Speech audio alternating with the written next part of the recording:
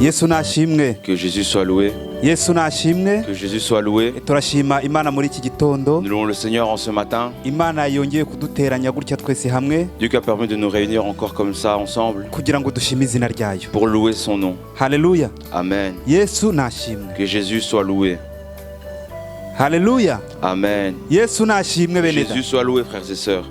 Iyo umuntu avuze ngo Yesu nashimwe, Quand quelqu'un dit que Jésus soit loué, nukuri n'ibintu bikomeye. vraiment c'est quelque chose d'extraordinaire. Bari byiza ko mumufasha kushima iyo Mana. C'est important que vous puissiez l'aider à louer ce Dieu Bw'imirimo yayo itangaje. pour ses œuvres Kubona extraordinaires. yaraturemye mu ishusho yayo. Le fait qu'il nous ait créé à son image. Kugira ngo tujye tuyiramya Que nous tuyihimbaze. puissions l'adorer et le louer. Yesu Que nashimwe. Jésus soit loué. Yesu Que nahimbazwe. Jésus soit élevé. Yesu nashyirwe Que hejuru. Jésus soit élevé. Haleluya. Amen. Reka dusenga Imana. Prions.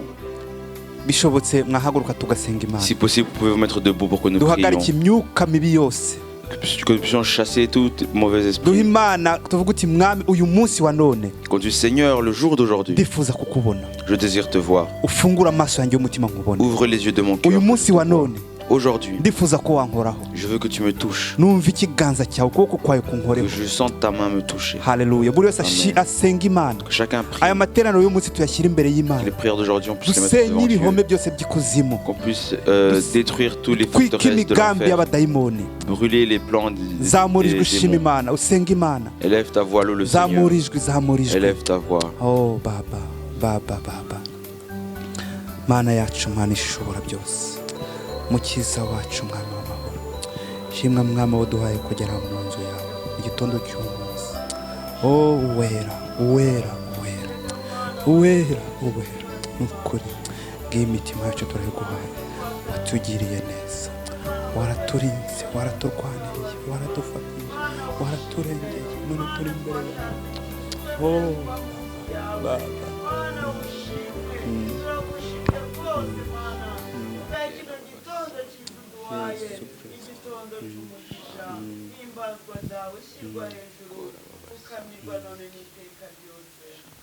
Amena, amena, amen. Reka tugiye mu mwanya tugiye kuramya Imana. Nous allons louer le Seigneur, adorer le Seigneur. Turaramya Imana, Adorer le Seigneur. tuyihimbaze, Le louer, tuyisingize l'élever. kubw'imirimo yayo ikomeye. Pour les bonnes choses, ces grandes Alléluia. choses qu'il a faites. Reka turarike abagabo kugira ngo begere hano. On va appeler les hommes à s'avancer en ce lieu. Atanazi bishobotse yakwegera hano imbere. Athanas, si possible, peut venir ici devant.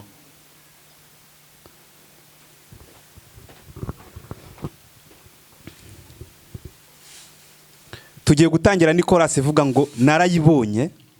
On va commencer avec un cœur qui dit « Je l'ai vu ». Narayibonye mu bikomeye. Je l'ai vu dans les moments difficiles. Ntayihwanye nayo iyo Mana yanjye. Nul n'est comme mon Dieu. Haleluya. Amen. Nukuri uzaho wahuye n'ibikomeye. Tu sais là où tu as vécu des choses difficiles. Uzaho wahuye n'ingorane. Tu sais à quel moment tu as eu des Mbese problèmes. ninde wagutabaye? Mais qui t'a secouru? Njye ubwanjye ndabihamya njye. Moi, je le déclare Ndavuga nti narayibonye. moi-même. J'ai vu Dieu. Narayibonye mu Je l'ai bikomeye. vu agir dans les moments Narayibonye difficiles. ntabara. Je l'ai vu me secourir. Narayibonye ndwanirira. Je l'ai vu combattre pour moi. Ntayihwanye nayo Mana Il n'y a yanjye. personne qui est comme mon Haleluya, Dieu. haleluya.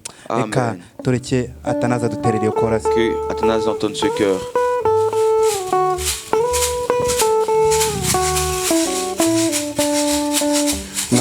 narayibonye mu bikomeye ntawuhwanye nayo iyo Mana yanjye. Narayibonye mu bikomeye ntawuhwanye nayo iyo Mana yanjye. narayibonye mu bikomeye ntawuhwanye nayo iyo Mana yanjye. Narayibonye mu bikomeye ntawuhwanye nayo iyo Mana yanjye. narayibonye ndi mu bibazo ntawuhwanye nayo iyo Mana yanjye. Narayibonye mu bikomeye ntawuhwanye nayo iyo Mana yanjye. narayibonye ngeze kure ntawuhwanye nayo iyo Mana yanjye. Narayibonye mu bikomeye ntawuhwanye nayo iyo mana yanjye narayibonye akaga kangose ntawuhwanye nayo iyo mana yanjye narayibonye amina baba bikomeye Yesu haleluya ntawuhwanye nayo iyo mana yanjye nawe hano warayibonye ibibazo bikuriho ntawuhwanye n'imana yawe iyo mana yacu narayibonye bikomeye amina baba ntawuhwanye nayo iyo mana yanjye itorero naryo ryarayibonye mu bikomeye ntawuhwanye nayo iyo mana yacu narayibonye bikomeye ntawuhanye nawe Jehova uri imana abana bacu nabo barakubonye ibibazo biriho ntawuhanye nawe uri imana yacu narayibonye imana Jehova uri Jehova turagushima imana no mu gitondo cy'uyu munsi turashima mana kuko twakubonye ye ntawuhanye nawe uri imana yacu narayibonye amina baba ntawuhwanye nayo iyo mana yanjye abamama nabo baragushima barakubonye ntawuhwanye nawe uri imana yacu amina shuka amina baba ntawuhanye nawe mana torero rirashima yuko barakubonye ntawuhanye nawe uri imana yacu Jehova amina baba bikomeye ntawuhanye nawe iyo mana yanjye indwara zaraje turakubonye ntawuhanye nawe uri imana yacu narakubonye baba Jehova amina ingorane zaraje twarakubonye ntawuhanye nawe uri imana yacu amina mu miryango baba amina mu miryango yacu mana we twarakubonye ntawuhanye nawe uri imana yacu haleluya Jehova rikarasitira amena baba iyo mana yanjye amina narakubonye mu bikomeye ntawuhanye nawe uri imana yacu narayibonye mu bikomeye ntawuhwanye nayo iyo mana yanjye twarakubonye ibihe bikomeye ntawuhanye nawe mana we uri imana yacu narayibonye mu bikomeye ntawuhwanye nayo iyo mana yanjye ibibazo bitugose ntawuhanye nawe Jehova uri imana yacu amena baba ubikomeye ntawuhanye nawe iyo mana yacu Mwuka wera aramanuka batangira kubona imana Mwuka wera aramanuka batangira kubona imana Mwuka wera mu itorero batangira kubona imana Mwuka wera aramanuka batangira kubona imana Mwuka wera mu basezero batangira kubona imana Mwuka wera aramanuka batangira kubona imana Mwuka wera mu bagabo batangira kubona imana Mwuka wera aramanuka batangira kubona imana Mwuka wera mu bagore batangira kubona imana Mwuka wera aramanuka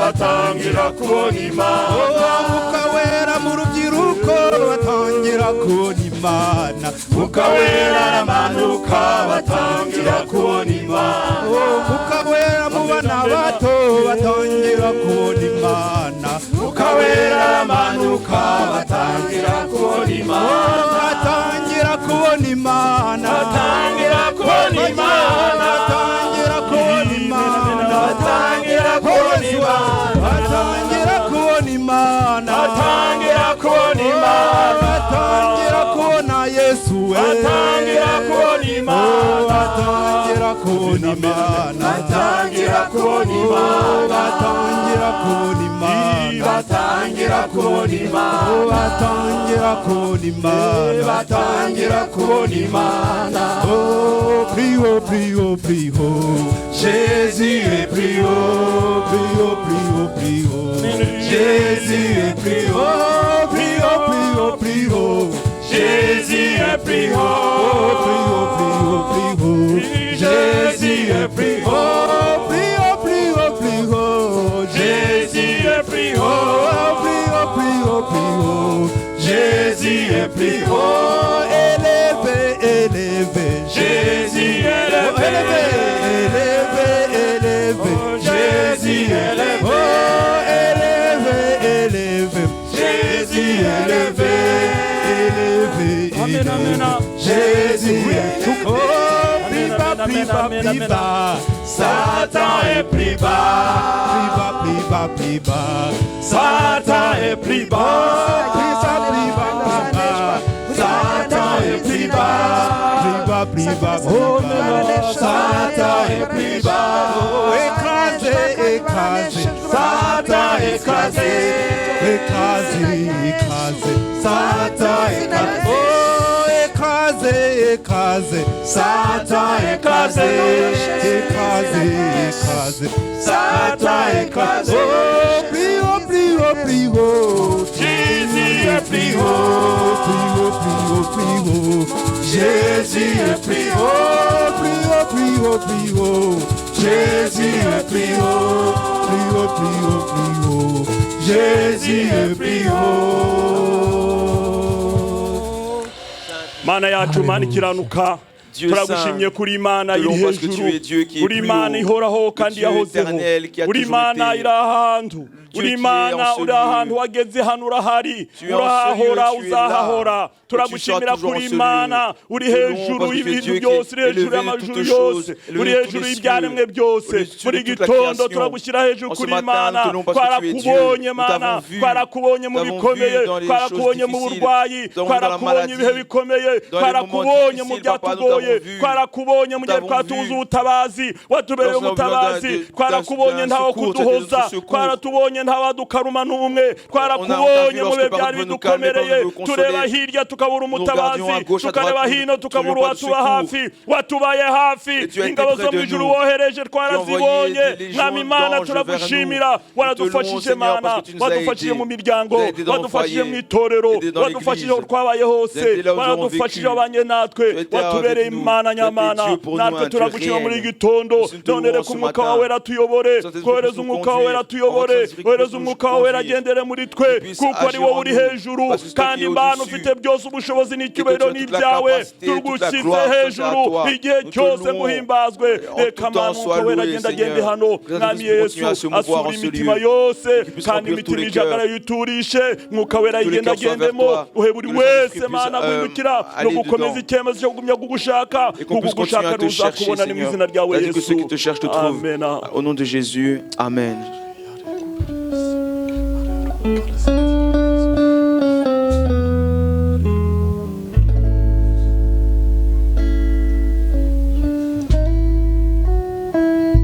mu gihe barimo kuducurangira iyo ndirimbo Pendant qu'on joue, ni ndirimbo ivuga ngo mana c'est un Dieu qui dit Seigneur, ndagushimiye je te loue, je te remercie, ndagushimiye je te remercie, ndagushimiye je te remercie, je ndagushimiye te remercie kuko ineza yawe pour ta bonté, imporaho iteka ryose.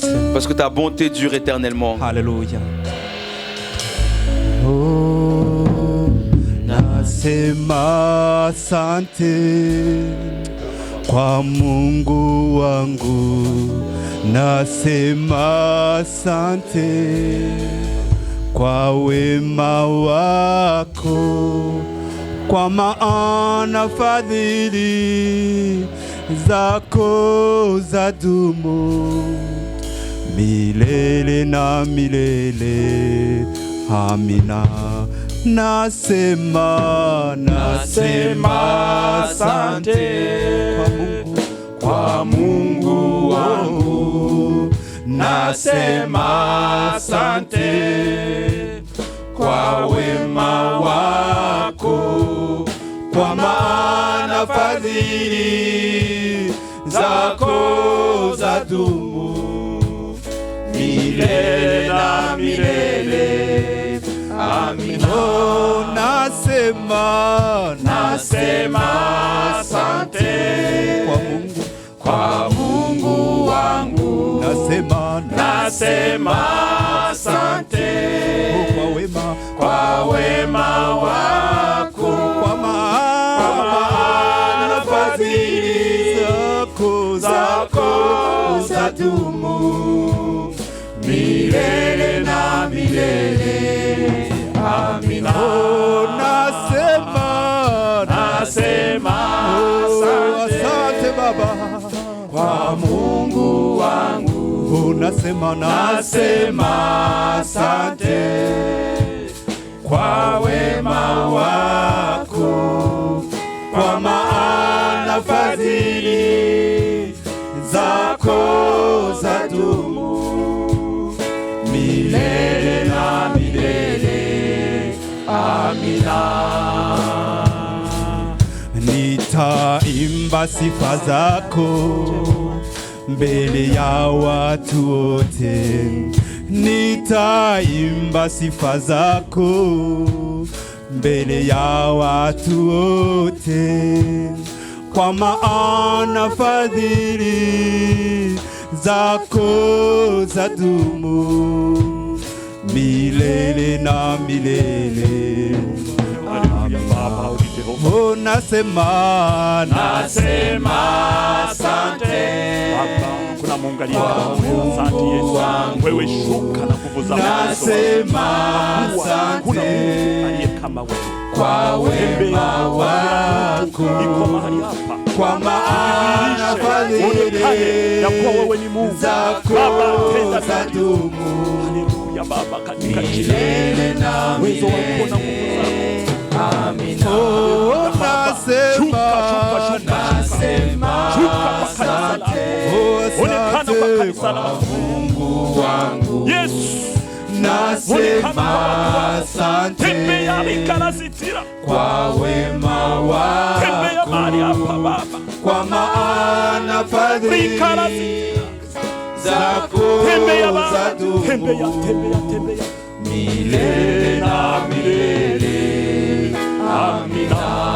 Oh, milele, milele na milele. Oh, milele, milele na milele. Amina. Alléluia. Élève ta voix, loue le Seigneur. Loue le Seigneur pour ta grâce, ta bonté qui dure éternellement. Loue le Seigneur. Remercie-le. Alléluia. Yes. Oh,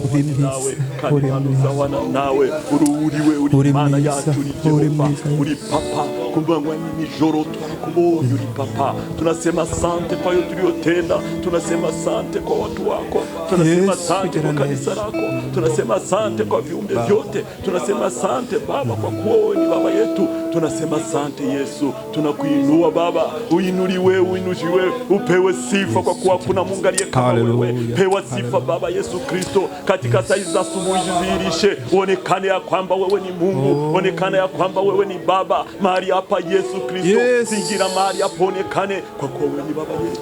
Alléluia, alléluia, harakasitira. Éternel Dieu de gloire, Papa Seigneur Dieu, te louons encore et encore Seigneur Dieu en ce matin. À toi soit la gloire, la louange, l'honneur pour les siècles des siècles. Car tu as créé toutes choses ont été créées par toi. C'est par ta volonté qu'elles ont été créées, qu'elles existent, Seigneur. Tu es digne de recevoir la louange, l'honneur, la puissance, la richesse, la sagesse pour les siècles des siècles. Papa, en ce moment, viens toucher les cœurs. Papa, kuri uyu mwanya ngwino ukore ku mitima. Viens remplir nos vies. Ngwino ufashe Que ubugingo nous soyons bwacu. transformés à ton image. Kugira ngo duhinduke tuse Que nawe. nous puissions vraiment être à tes pieds. Tube ku birenge byawe. Écoutant ta parole. Twumva ijambo ryawe. Écoutant, Seigneur Dieu, ce que tu veux nous communiquer. Twumva icyo ushaka kutubwira. Pour que, Seigneur, nous puissions être transformés. Kugira ngo duhinduke. Pour continuer ce chemin, Seigneur Dieu, sur Kugira lequel ngo tu nous as mis. dukomeze uru rugendo turimo. Papa, je te montre ceux qui sont découragés. Ndakweretse abacitse Ceux qui intege. n'arrivent plus à avancer. Abadashobora kongera gutera Seigneur, viens intambwe. les encourager aujourd'hui. Mana ngwino ubongerere Viens imbaraga. leur donner la force, Papa, de continuer. Ubohe imbaraga zo gukomeza. Au nom de Jésus. Mu izina rya Ceux Yesu. qui se sentent, Seigneur Dieu, debout, Abumva bahagaze. tu puisses les préserver de tomber. Ubafashe ntibagwe. Tu puisses, Seigneur Dieu, aider ton église à s'élever. Ufashe itorero ryawe ritera imbere rihaguruke. Pour que tu puisses nous trouver sans tache ni ride. Kugira ngo udusange tudafite ikizinga cyangwa Que nous soyons umunkanyari. irréprochables pour le jour de ton retour. Kandi nta kintu utugaya kugeza ubwo uzaza. Continue à mettre dans nos cœurs la pensée de l'éternité. Komeza uhe imitima yacu ibitekerezo Et by'iteka. qu'on puisse désirer ton royaume. Kandi dukomeze twifuze ubwami bwawe. Merci pour tout, Seigneur. Turagushimiye mwami. Amen. Amen. Gloire, gloire, gloire à l'agneau.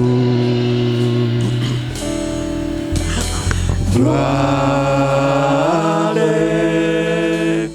gloire, gloire à l'agneau, car il est glorieux et digne de régner. L'agneau est souverain. Nous élevons la voix pour l'adorer. L'agneau est souverain. Nous chantons gloire, gloire, gloire, gloire à l'agneau. Nous chantons gloire, gloire,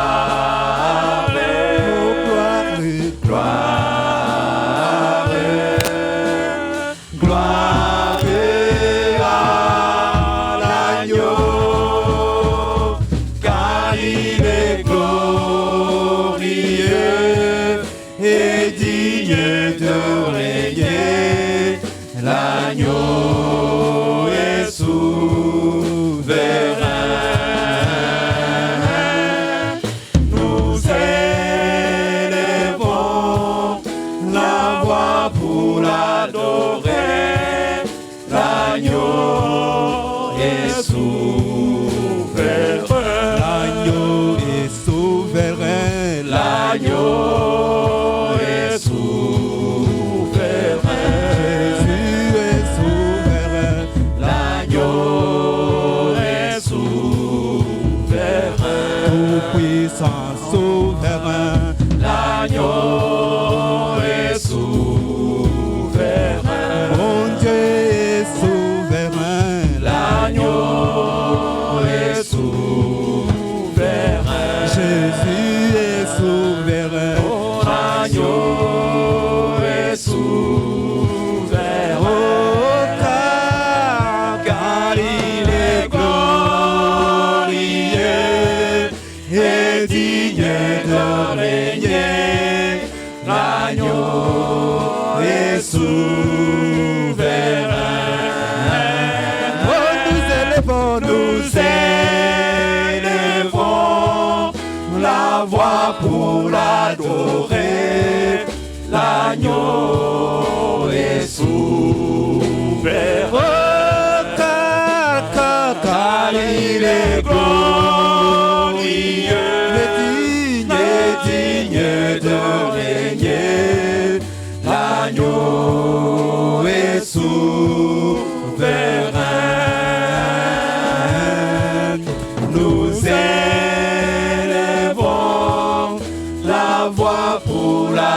adoré l'agneau est souverain.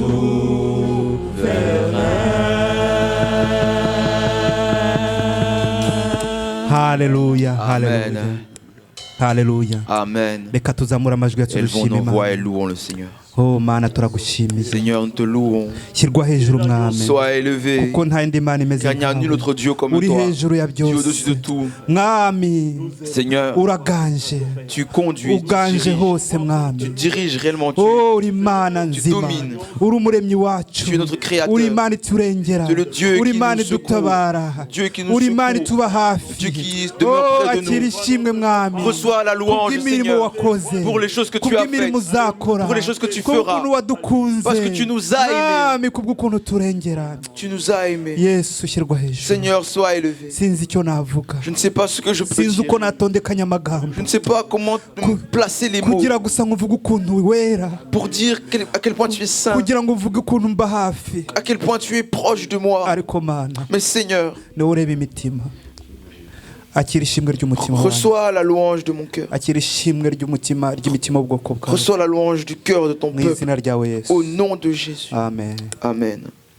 Haleluya. Amen. Dukomeje gushima On Imana continue à louer le Seigneur kuko Imana igira neza. parce que Dieu est merveilleux. Haleluya. Amen. Vous Mushobora kwicara. pouvez vous asseoir. Abaririmbyi bagumye hano. Les chants peuvent rester Reka ici un instant. duhamagare umuhagarariye umuyobozi w'abagabo kugira ngo responsable w'abagabo kugira ngo agire icyo atugezaho. Je vais appeler le responsable des hommes pour qu'il puisse venir nous partager un petit mot. basuhuje mu izina rya Yesu Kristo. Nous vous saluons au nom de Mu Jésus-Christ. mwanya mutoya baduhaye dufite ibyishimo byinshi cyane En ce peu de temps qu'on nous donne, nous avons beaucoup de joie. none twagize umwanya wo kugira ngo ari twe tuyobore iteraniro. Parce qu'aujourd'hui, nous avons eu l'occasion de diriger le culte. Njyewe rero ntabwo ndi umuyobozi w'abagabo ahubwo ndungirije umuyobozi wacu ntawuhari. Moi, je ne suis pas le dirigeant, le responsable des hommes, mais je suis son remplaçant. Ariko parce mu qu'il n'est pas magambo là. yarambwiye ngo dushime Imana cyane kuko ikomeje kubana natwe Dans les mots qu'il m'a dit de louer le Seigneur parce qu'il continue d'être avec nous kandi ngo dushime n'ubuyobozi kubera yuko butugira icyizere et de remercier les dirigeants qui nous donnent la confiance. kandi arasaba ngo abagabo uko tumeze twese tugire umwete mu murimo w'Imana. Et il a aussi dit que les hommes, autant que nous sommes, ayons du zèle dans l'œuvre de Dieu. Ubwo nibwo butumwa yampaye. C'est le message qu'il m'a donné. Noneho rero abagabo Alors les hommes, natwe ku munsi wa none muzi ko batwita ngo turabatware vous savez qu'on dit de nous que nous sommes les chefs. ariko kumva ko iyo twiswe abatware tuba dufite n'inshingano zikomeye cyane. Et donc en tant que chef, en tant que cette appellation, nous avons Ntabwo beaucoup de ari amagambo responsabilités. gusa ariko Ce ne sont pas mwibaze simplement des mots, nk'umutware w'urugo. mais imaginez être le chef d'un foyer. Ibintu dusabwa gukora biraremereye Les cyane. choses qui nous sont demandées sont pesantes. Nta nubwo rwose umugabo agaragara ari umuntu ubishoboye. Et d'ailleurs, un homme n'est pas quelqu'un capable de le faire. Kurera umwana akazavamo umwana w'umugabo. Éduquer un enfant pour que ça devienne aussi un homme. Ukamugaburira Tu le nourris, akiga akagira ubwenge il étudie, il devient kandi akavamo intelligent nyine umugabo nyamugabo. et il devient une vraie personne, un vrai homme. Imana ibonye ko imaze kurema Adamu na Eva Dieu, en créant Adam et Ève, ibona ko Adamu adashoboye a vu que Adam n'était pas capable. kuko ibyo yasabwa gukora nabwo byari biremereye nawe. Parce que ce qu'il devait faire, c'était pesant pour lui. Ariko Imana iravuga ngo si byiza ko uyu mugabo wenyine akwiriye kubona umufasha wo kumufasha. Et Dieu a dit, il n'est pas bon que l'homme demeure seul, qu'Adam reste seul, il a besoin d'une femme pour l'aider. Mubimenye rero ko abagabo bakeneye abafasha. Alors sachez que les hommes ont besoin des femmes. Bakeneye Ils abafasha. ont besoin. Reka dusome ijambo ryo muri Yohana ibice Lisons la parole en Jean, 14 chapitre 14, ku murongo wa 16 twumve icyo Yesu nawe yabivuzeho. au verset 16. Jean 14, 16.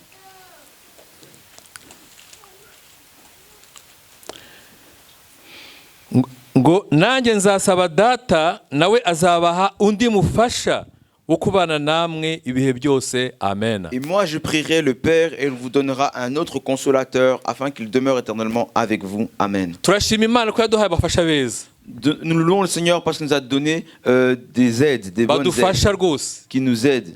Ariko Yesu arabireba, Mais Jésus a vu cela. arareba abona ko hejuru y'abo bafasha dufite Il a vu qu'au-dessus de ces femmes que nous avons qui nous aident, kugira ngo dusohoze inshingano zacu. pour que nous puissions accomplir toutes les responsabilités que nous Kuko avons. ibyo dukora bizajya mu gipimo tuzatanga raporo. Ce que nous faisons, nous donnerons un rapport de cela. Ce sera abagabo bazatanga raporo zingo zabo. Les hommes donneront les rapports de leur foyer. Yesu aravuga rero, et Jésus dit, nanjye nzasaba data, et moi je prierai le Père, nawe azabaha undi mufasha. et il vous donnera un autre consolateur. Abagabo rero dukeneye undi mufasha. Les hommes alors, nous avons besoin d'un autre consolateur qui est le Saint-Esprit. Ubwo turasaba kugira ngo tumudusengere, abayobozi badusengere, basengere abagabo. Nous vous demandons de prier pour nous, que les dirigeants prient pour nous, les hommes, pour que nous ayons cette autre aide, ce consolateur qui vient nous aider. Que Jésus nous aide tous ensemble. Amen.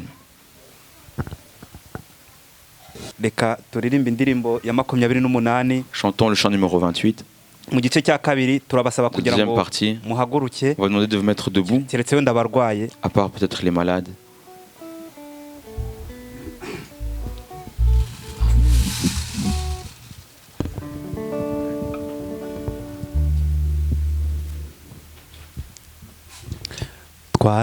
Twarabatuwe rwose rwose mu mwami Yesu Kristo.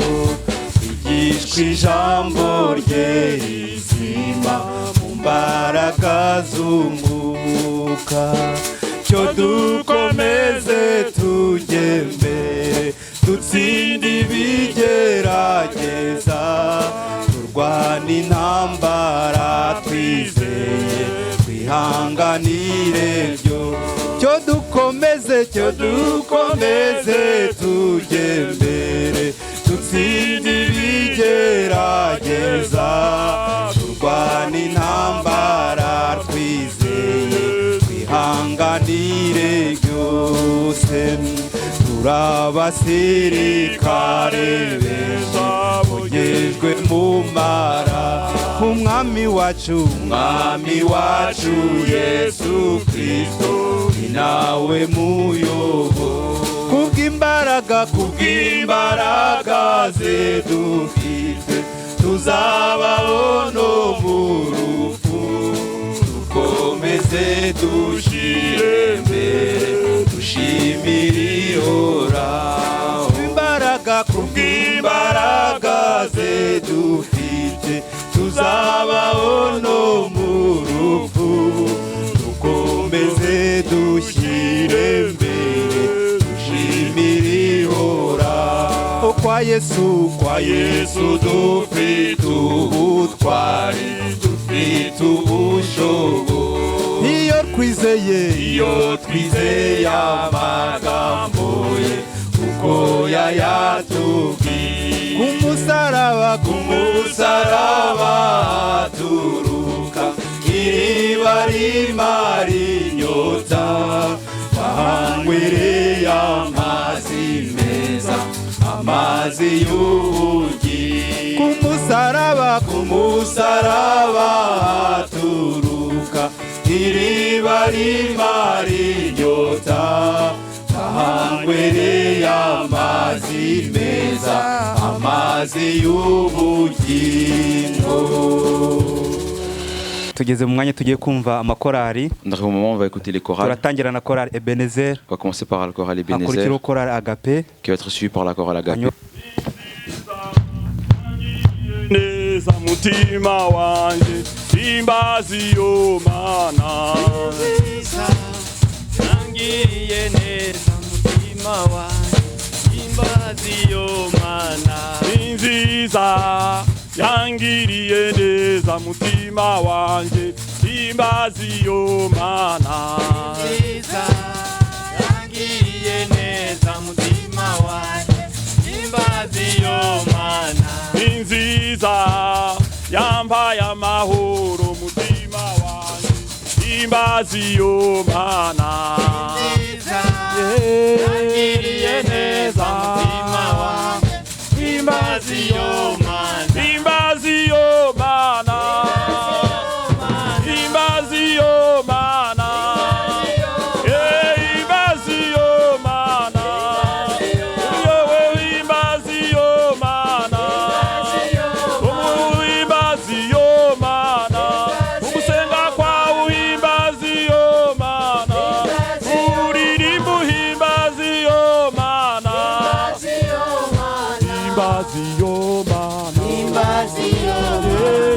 Himbaziyo Mana.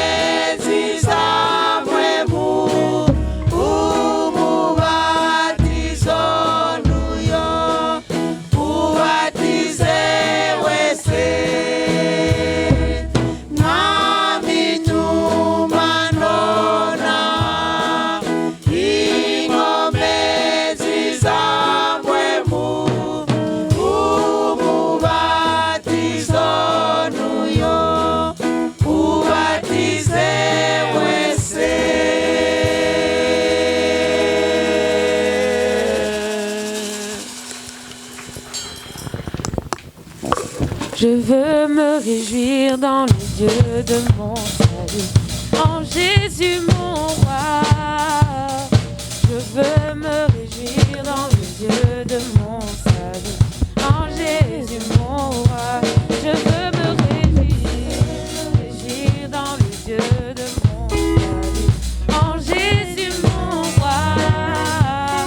Je veux me réjouir dans le Dieu de mon salut, en Jésus mon roi.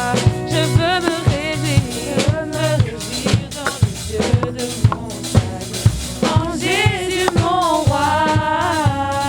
Je veux me réjouir dans le Dieu de mon salut, en Jésus mon roi. Oh, il rend mes pieds semblables à ceux des biches. Il me fait marcher, il me fait marcher sur les lieux élevés. L'Éternel est ma force. Chantons Alléluia, Alléluia, Alléluia, Alléluia Jésus.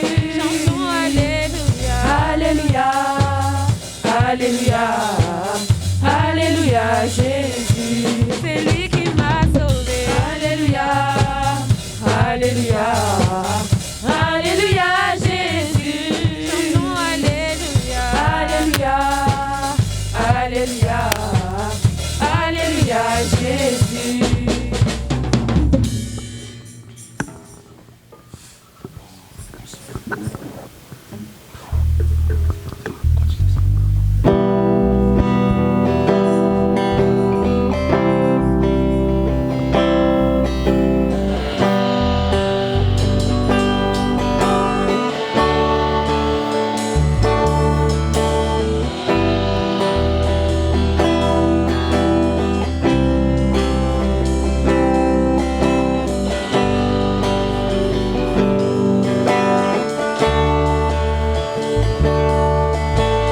Quand il descend, oui, tout s'arrête. Il y a transfert entre ciel et terre. Quand il descend, l'atmosphère change. Il y a transfert entre ciel. Quand il descend, oui, tout s'arrête. Tout s'arrête, il y a transfert entre ciel et Quand il terre. descend, Quand il descend, l'atmosphère change, il y a transfert entre ciel et terre. quand il descend, Quand il descend, oui, tout s'arrête, il y a transfert entre ciel et terre. Quand il descend, l'atmosphère change, il y a transfert entre ciel et terre. Le Saint-Esprit est là. Le Saint-Esprit est là. Le Saint-Esprit est là. Le Saint-Esprit est là. Les maladies s'enfuient, les aveugles voient, les paralytiques sautent de joie. Les stériles enfants, les sourds entendent par sa puissance, par sa puissance. Les maladies s'enfuient, les aveugles voient, les paralytiques sautent de joie.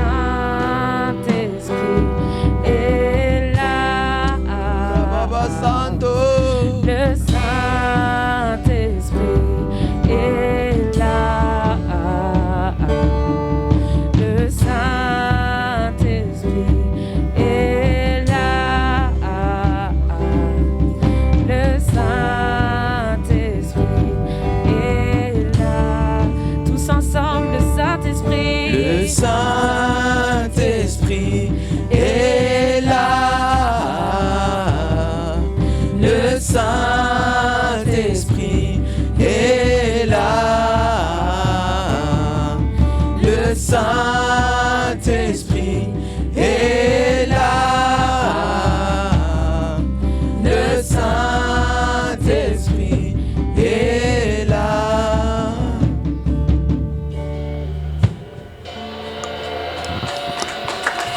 Alléluia. Reçois l'adoration. Tu es le roi de gloire. Notre victoire. Digne es-tu, Seigneur.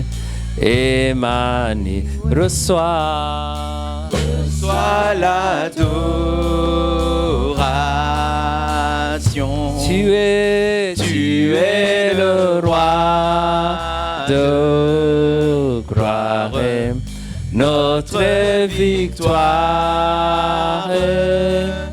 Digne es-tu, Seigneur, Emmanuel. Je vais vous demander de vous mettre pour donner la gloire à notre Dieu. Reçois l'adoration.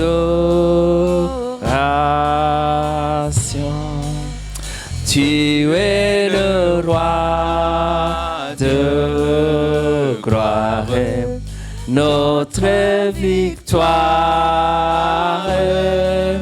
Digne es-tu, Seigneur, Emmanuel. Dieu de lumière. Dieu de lumière élevé dans les cieux, rempli de grâce et de paix, environné de louanges et de feu, gardien de l'éternité.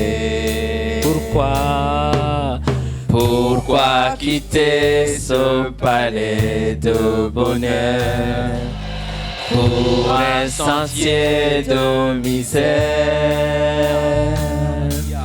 Par quel amour les chemins de ton cœur ont s'y trouvé nos prières. Reçois l'adoration. Tu es le roi de gloire, notre victoire. Digne es-tu, Seigneur, Emmanuel. Reçois l'adoration. Tu es le roi de gloire, notre victoire. Digne es-tu, Seigneur, Emmanuel. Emmanuel. Emmanuel.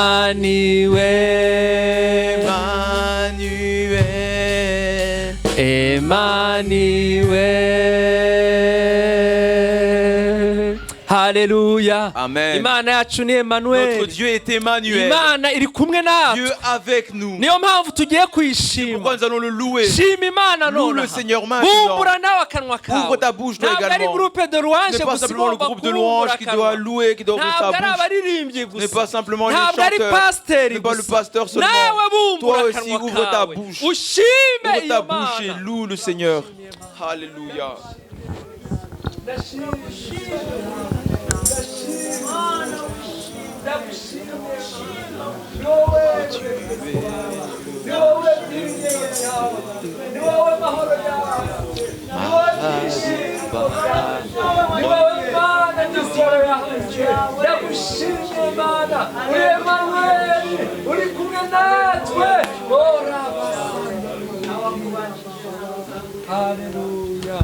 Haleluya. Reka duhe Imana amashyi tuyishimire ko ari Imana. Louons-le parce qu'il est Imana Dieu. tuyihe amashyi. Il est Ni umwami Dieu. Il w'abami. est roi des rois. Reka twicare Asseyons-nous mu bwiza dans bw'Imana. la gloire de Dieu. Haleluya. Amen. Mwaramutse neza. Bonjour à tous. Yesu ashimwe Que bene Jésus data. soit loué, frères et sœurs. Mumeze neza. Vous allez bien? Mwaryamye Vous neza. avez bien dormi? Haleluya. Amen. Ndizera ko mwese mwaryamye J'espère que vous neza. avez tous bien dormi. Niba utaryamye neza Si tu n'as pas bien dormi, wahaguruka tu tukagusenga. peux te mettre debout. On va Niba prier pour toi. utaryamye neza ukaba uri hano Si tu n'as pas bien dormi et que tu nta es en ce kintu lieu, cyakubuza guhaguruka ngo rien ne tugusengere. t'empêche de te mettre debout pour Kuko que iyo nous twaje prions mu pour toi. rusengero Parce que lorsque nous venons à l'église, ni ukugira ngo duhemburwe. c'est pour Haleluya. s'entraider.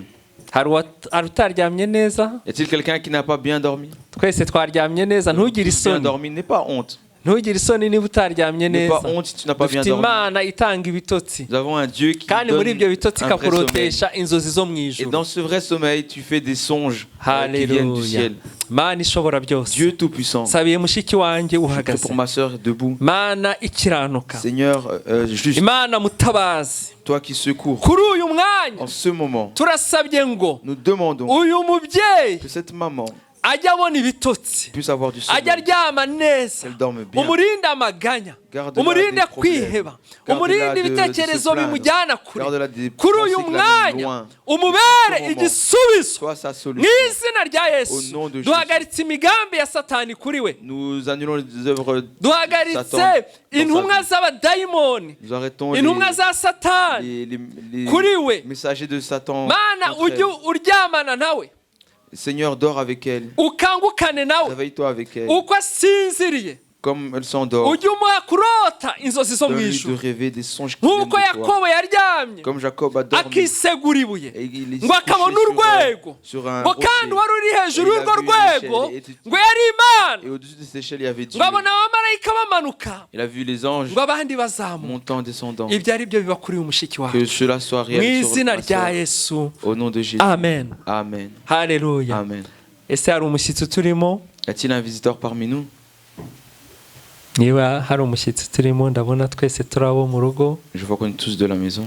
Yesu ashimwe. Que Jésus soit. Turiyakiriye twese. Nous nous accueillons. Haleluya. tous. Amen. Haleluya. Amen. Reka dusome ijambo ry'Imana twagendeho kino Donner cyumweru la parole de Dieu sur laquelle nous sommes appuyés cette muri semaine. Samweli wa mbere En 1 Samuel, ibice 28 chapitre umurongo wa 15 n'uwa 16. 28, versets 15 et 16. Samweli wa mbere 1 Samuel, igice cya 28 chapitre 28, umurongo wa 15 n'uwa 16. versets 15 et 16. ngo nuko Samweli abaza Sawuli ati ni iki gitumye unkubaganira ukarinda kunzamura? Sawuli aramusubiza ati nihebye kuko abafilisitiya bandwanya kandi Imana ikaba yarantaye itakigira icyo insubiza ari mu bahanuzi cyangwa mu nzozi. Nicyo cyatumye nguhamagara ngo unsobanurire icyo nkwiriye gukora. Samweli aravuga ati ubimbarije iki ubwo Uwiteka yakuretse agahinduka umwanzi wawe? Imana itubabarire. Samuel dit à Saül, pourquoi m'as-tu troublé en me faisant monter? Saül répondit, je suis dans une grande détresse, les Philistins me font la guerre, et Dieu s'est retiré de moi. Il ne m'a pas répondu ni par les prophètes, ni par des songes. Et je t'ai appelé pour que tu me fasses connaître ce que je dois faire. Samuel dit, pourquoi donc me consultes-tu, puisque l'Éternel s'est retiré de toi et qu'il est devenu ton ennemi? Amen. Saül, Imana imwimikisha amavuta inyuze kuri Samweli. Au travers de Samuel, Dieu a oint Saül d'huile. Imana iramwishimira. Et Dieu s'est réjoui de lui. Sawuli aranahanura. Et Saül a même prophétisé. Ariko umunsi umwe Et un jour arrivé, Samweli aramubwira ati uzantegereze. Samuel a dit, tu dois m'attendre. Ntuzagire icyo ukora utantegereje. Ne fais rien sans que je sois arrivé. Hashize iminsi 7 Après 7 jours, Sawuli abona Samweli aratinze. Saül voyait Samuel tarder.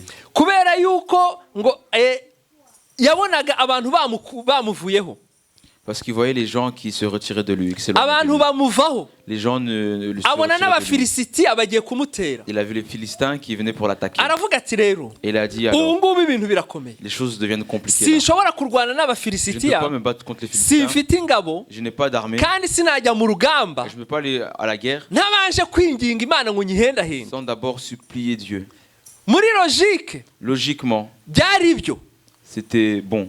kuko urukumva ntabwo yashoboraga kujya ku rugamba Il ne pouvait pas aller faire la guerre atavuganye n'imana sans parler avec Dieu. aravuga ati reka mbanze mpende imana Donc il a dit, je vais d'abord supplier Dieu. ariko samweli yari yaramubwiye ngo Mais Samuel lui avait dit, ntuzagire ikintu ukora ne fais rien ntaraza sans que je sois venu. ibyo ngibyo abonye samweli atinze aravuga ati no ibya samweli reka mbyihorere reka nihendahendera imana Et voyant Samuel tarder, il a dit, ah, lui je le laisse tomber, moi je vais supplier Dieu. yibagirwa icyo imana yavuze Il a oublié ce que Dieu lui avait dit. imana iramugaya Et Dieu a été fâché contre kuko lui. akimara gutamba igitambo Et parce que lorsqu'il venait de donner samweli yahise l'offrande, ahagera Samuel est arrivé. aramubaza ati ibyo ni ibiki Il lui a dit, wakoze mais qu'est-ce que tu fais là? ntibuke imana iravuga iti mbo reka mbe nkwihoreye gatoya Dieu a dit je Et te Dieu laisse a un dit, peu je te laisse un peu. hanyuma imana ituma kuri samweli Et Dieu a dit à Samuel, ubwire sawuli dis à Saül agende yice abameleki bose d'aller détruire, tuer tous les Amaleks ntihagire Les ikintu Amaleki. cyabo gisigara et qu'il ne reste rien d'eux. sawuli arumvira Saül a ajya écouté. ku rugamba Il est parti sur faire la guerre. arabica bose Il les a tous tués, nk'uko imana comme yavuze Dieu l'avait dit. ariko yabona intama nziza Mais lorsqu'il a vu les akavuga bons ati iyi animaux, ntama ni nziza reka nyihe les veaux, uwiteka il a dit, ah, ces veaux sont iyi nka beaux, ni je vais nziza les garder pour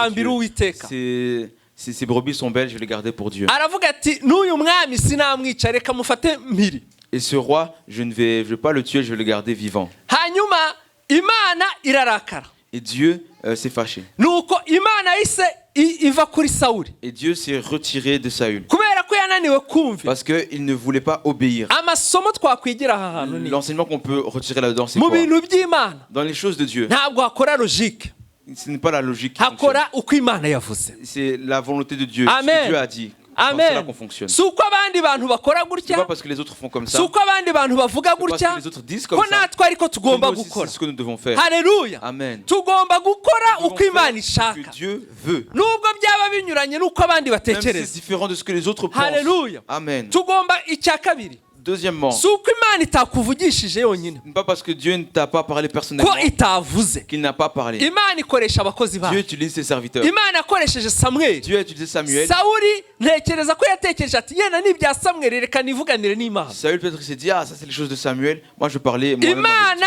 avec Dieu. iramuhana Et Dieu l'a châtié. imukura ku bwami Il l'a retiré de la royauté. icya gatatu Troisièmement, imana yacu notre Dieu, ni imana icyo yavuze igomba kugikora c'est un Dieu qui fait ce qu'il a dit. kandi iyo tuyivugishije iravuga Et lorsque nous lui parlons, il nous répond. imana yacu ivugira mu nzozi Notre Dieu parle par les songes, ikavugira no mu il nous buhanuzi parle par les prophéties. sawuli yari asanzwe avugisha imana mu nzozi Saül avait l'habitude de parler Cyangwa avec Dieu kumva dans les Imana mu songes, nzozi. ou plutôt entendre Dieu dans les songes. sawuli rero Et Saül alors, imana imaze kumureka quand Dieu s'est retiré de lui, ntiyongeye kurota il n'a plus eu de songes, ntiyongeye kurota ibintu il n'a by'imana plus rêvé des choses de imana Dieu. ntiyongeye kumubwira ngo ugire gutya Dieu ne l'a plus dit fait ainsi, nta fait ainsi. n'umuhanuzi wongeye Et il n'y kumuhanurira a plus aucun prophète qui a nawe prophétisé pour lui. ntiyongeye no guhanura Et lui non plus n'a plus jamais prophétisé.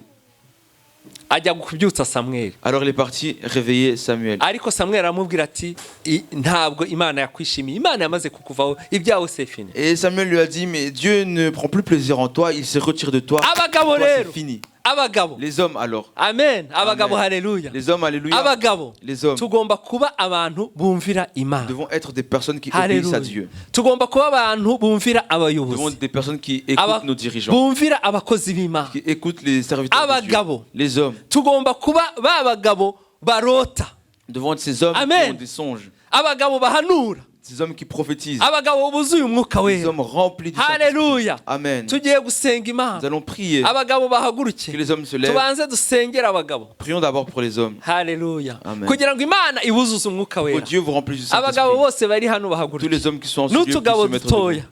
amen Même les plus jeunes hommes. amen abagabo batoya n'abasirasi mwese muhaguruke Tous les jeunes hommes, les jeunes n'aba garçons, les eliya hommes. mwese muhaguruke se abagabo mettre debout. uri umugabo uri hano Si tu es Amen. un homme, un mâle, un garçon, mets-toi niba debout. ari n'umubebe w'umugabo Même si c'est un bébé bamuhagurukanye. garçon qui puisse se mettre debout. Reka également. tubasengere. On va Mana prier ishobora pour eux. byose, Dieu Tout-Puissant, nkweretse abagabo bo muri iri nous torero montrons tous les hommes de cette n'abahungu bari hano. et tous les garçons également. Mana, Imana ya Samweli, Dieu de Samuel, Imana yakoresheje Samweli ibintu bikomeye. Dieu qui a utilisé Samuel pour faire de grandes choses. Ndakwinginze ngo kuri uyu mwanya J'en supplie en ce moment, aba bagabo bo muri iri torero les hommes de cette église, ubuzuza umwuka wera, remplis du Saint-Esprit. ubuzuza umwuka wera, Remplis du Saint-Esprit. ngo Jean Baptiste Jean-Baptiste yuzuye umwuka était wera rempli du Saint-Esprit akiri mu nda ya nyina. pendant que dans le ventre de sa mère. Abagabo ndabasabiye Alors je prie pour les hommes, kugira ngo buzuze imbaraga zawe, pour que tu puisses les remplir de babe ta puissance. abagabo bo kuguhamya, Qu'ils soient des hommes pour abagabo te témoigner, bakora ibishimwa nawe, qui font ce qui est abagabo agréable à tes bakumvira, yeux. abagabo Des hommes qui bumva t'obéissent, ijwi ryawe, qui entendent ta voix. abagabo bafasha itorero, Des hommes qui aident l'église, bagafasha ingo zabo, qui aident leur foyer, bagafasha sosiyete qui barimo. aident la société dans laquelle ils sont. Mana turakwizeye kubikoze, Seigneur, nous te ni mu izina rya Yesu nous croyons que tu tubisabye. le fais. Son nom, Amen. nous demandons. Haleluya. Amen. Reka twese duhaguruke, Que tous nous puissions mettre tugiye debout guhagarika maintenant. inzozi zipfuye mu buzima bwacu. Nous allons chasser les mauvais rêves qui puissent avoir, qui peuvent Yenda être- hari igihe ujya urota, Peut-être parfois tu rêves, ukarota umugabo wa nijoro, tu as un mari de nuit, ukarota umugore wa tu as nijoro, une femme de nuit, yenda ukarota abantu bari kukwirukankaho, tu rêves que les gens te courent après, abantu bari gushaka kwica les umuryango gens wawe, veulent tuer détruire ton foyer. ukabyuka wahumagiye. Tu te lèves en détresse. Tugiye guhagarika inzozi zose zivuye kwa Nous Satani. allons chasser tous les rêves qui viennent de Satan. Ujye urota inzozi zivuye mu Que ijuru, tu puisses rêver des rêves qui viennent kandi du ciel. Imana isuke impano y'ubuhanuzi Et muri que iri Dieu torero. puisse déverser le don de prophétie dans Abafite l'église. impano y'ubuhanuzi Imana iyikomeze, Que ceux qui ont le don de prophétie que Dieu les abatayifite fortifie. Imana iyibahe. Et ceux qui ne l'ont pas, que Dieu Kuko leur ijambo donne. ry'Imana riravuga ngo Car la twifuze parole de cyane Dieu dit- impano yo guhanura. D'aspirer principalement au don de prophétie. Imana ishobora byose. Dieu Tout-Puissant. Kuri uyu mwanya duhagaritse inzozi zipfuye, En ce moment, nous duhagaritse arrêtons inzozi les zivuye kwa rêves Satani. qui viennent de Mana Satan. jya uganira n'ubwoko bwawe, Parle avec ton peuple. jya uganira n'abamama bo muri iri torero, n'abajene n'abagabo mu nzozi. Duhagaritse inzozi za nijoro mbi zivuye kwa Satani, duhagaritse abagore ba nijoro, Nous chassons les femmes de nuit. duhagaritse abagabo ba Nous nijoro, chassons les hommes de nuit. duhagaritse ibitero bya Satani by'abarozi bya nijoro. Nous chassons toutes les attaques Mu izina des rya malins Yesu, et des démons mu pendant izina la rya nuit. Yesu, Au nom de turanze Jésus. inzozi zivuye kwa Satani, Nous refusons les rêves turanze de ubuhanuzi Satan. bupfuye, Nous turanze la ubuhanuzi prophétie. buvuye ikuzimu. Nous faisons la Mu prophétie izina de rya la terre. Yesu, Au mu nom de izina Jésus. rya Yesu, Au nom suka de impano Jésus. y'ubuhanuzi, ubuhanuzi Déverse le buzima don de prophétie. muri iri torero, pour que la prophétie soit Abagabo réelle dans cette église, que les hommes n'abagore et les femmes bahanure, puissent prophétiser, abajene bahanure, les jeunes, que les jeunes puissent prophétiser, maze Mana umwuka wawe wera akore muri que twe. le Seigneur ton Saint-Esprit puisse Ni mu agir en izina nous. rya Yesu tubisabye, C'est au nom de Jésus que nous le demandons. amen. Amen. Tugihagaze, Pendant que nous sommes encore debout, reka dusengere Pasiteri Innocent. prions pour le pasteur Innocent. Yambwiye ngo mbasuhuze, Il m'a demandé de vous saluer, ariko tumusengere mu rugendo arimo, mais prions pour lui dans le voyage kuko qu'il harimo fait, ibitero bya Satani. parce qu'il y a des attaques du diable. Reka dusenge Imana. Prions. Mana ishobora byose, Dieu Tout-Puissant, dusabiye umugaragu wa Pasiteri Innocent. prions pour ton serviteur le pasteur Mana Innocent. ni wowe wamuhamagaye, C'est toi qui l'as appelé. turamukweretse kuri uyu mwanya, Nous le montrons en ce moment. turakweretse mu rugendo arimo hariya mwa kiriya gihugu, Nous montrons le chemin dans lequel il est dans ce pays. turakuraho ibitero bya Nous Satani, enlevons toutes les attaques du turakuraho diable. imigambi ya Nous Satani. enlevons tous les Imigambi ya projets du Satani diable. kuri we tuyikuyeho mu izina rya Projets de Yesu. sa vie, nous les chassons Ibyo au nom de Satani Jésus. yagambiriye kuri we turabyanze, Satan a prévu mu izina rya Yesu, mu izina rya Yesu, mu izina rya Yesu, tukuragije urugendo rwe, Te mettons entre tes mains umurindire aho ari kandi uzamutugarurira amahoro. Turakuraho inzitizi zose Nous retirons mu izina rya Yesu, tuzamubone qu'on puisse le afite voir amashimwe mashya. avec des louanges Ni mu nouvelles. izina rya Yesu tubisabye. C'est au nom de Jésus Tukweretse que nous n'abandi demandons. bene data bari mu ngendo, Nous te montrons également les turakweretse frères et sœurs qui sont en Perpeti, voyage. Nous te montrons turakweretse Perpétue, Pasikaziya Pasikaziya, n'abana bari kumwe avec les enfants, n'abandi avec bose les bari mu partis, ngendo. tous les autres qui sont aussi en Mana voyage. uzabatugarurira amahoro, Ramène-les hamwe na nous en paix. François na Devota tout comme François et n'abana bari kumwe. et leurs enfants. Mana n'abandi baba bari mu ngendo Et tous tutamenye, les autres qui sont en voyage. dont nous ne ubarinde connaissons pas. amajya ubarinde n'amaza. Garde-les de Mu leurs izina allées et rya leurs Yesu venues. tubisabye, Au nom de Jésus, Amen. nous demandons Amen. mushobora kwicara. Vous pouvez vous asseoir. Turashima Imana Nous louons le ku Seigneur bw'abagabo. pour les hommes. Abagabo ni ingenzi mu itorero. Et les hommes, c'est important dans l'église. Abamama Les mamans bitabira cyane imirimo y'itorero. répondent souvent à l'appel du service dans l'église. Amen, amen abamama. amènent les mamans. ariko niko abagabo baba babemereye kugira ngo baze. C'est les hommes qui leur permettent de venir. Rero turashima Imana kubo umuyobozi w'abamama arasetse. Ni abagabo nyine baba babemereye kuko umugabo yabyanze ntabwo waza.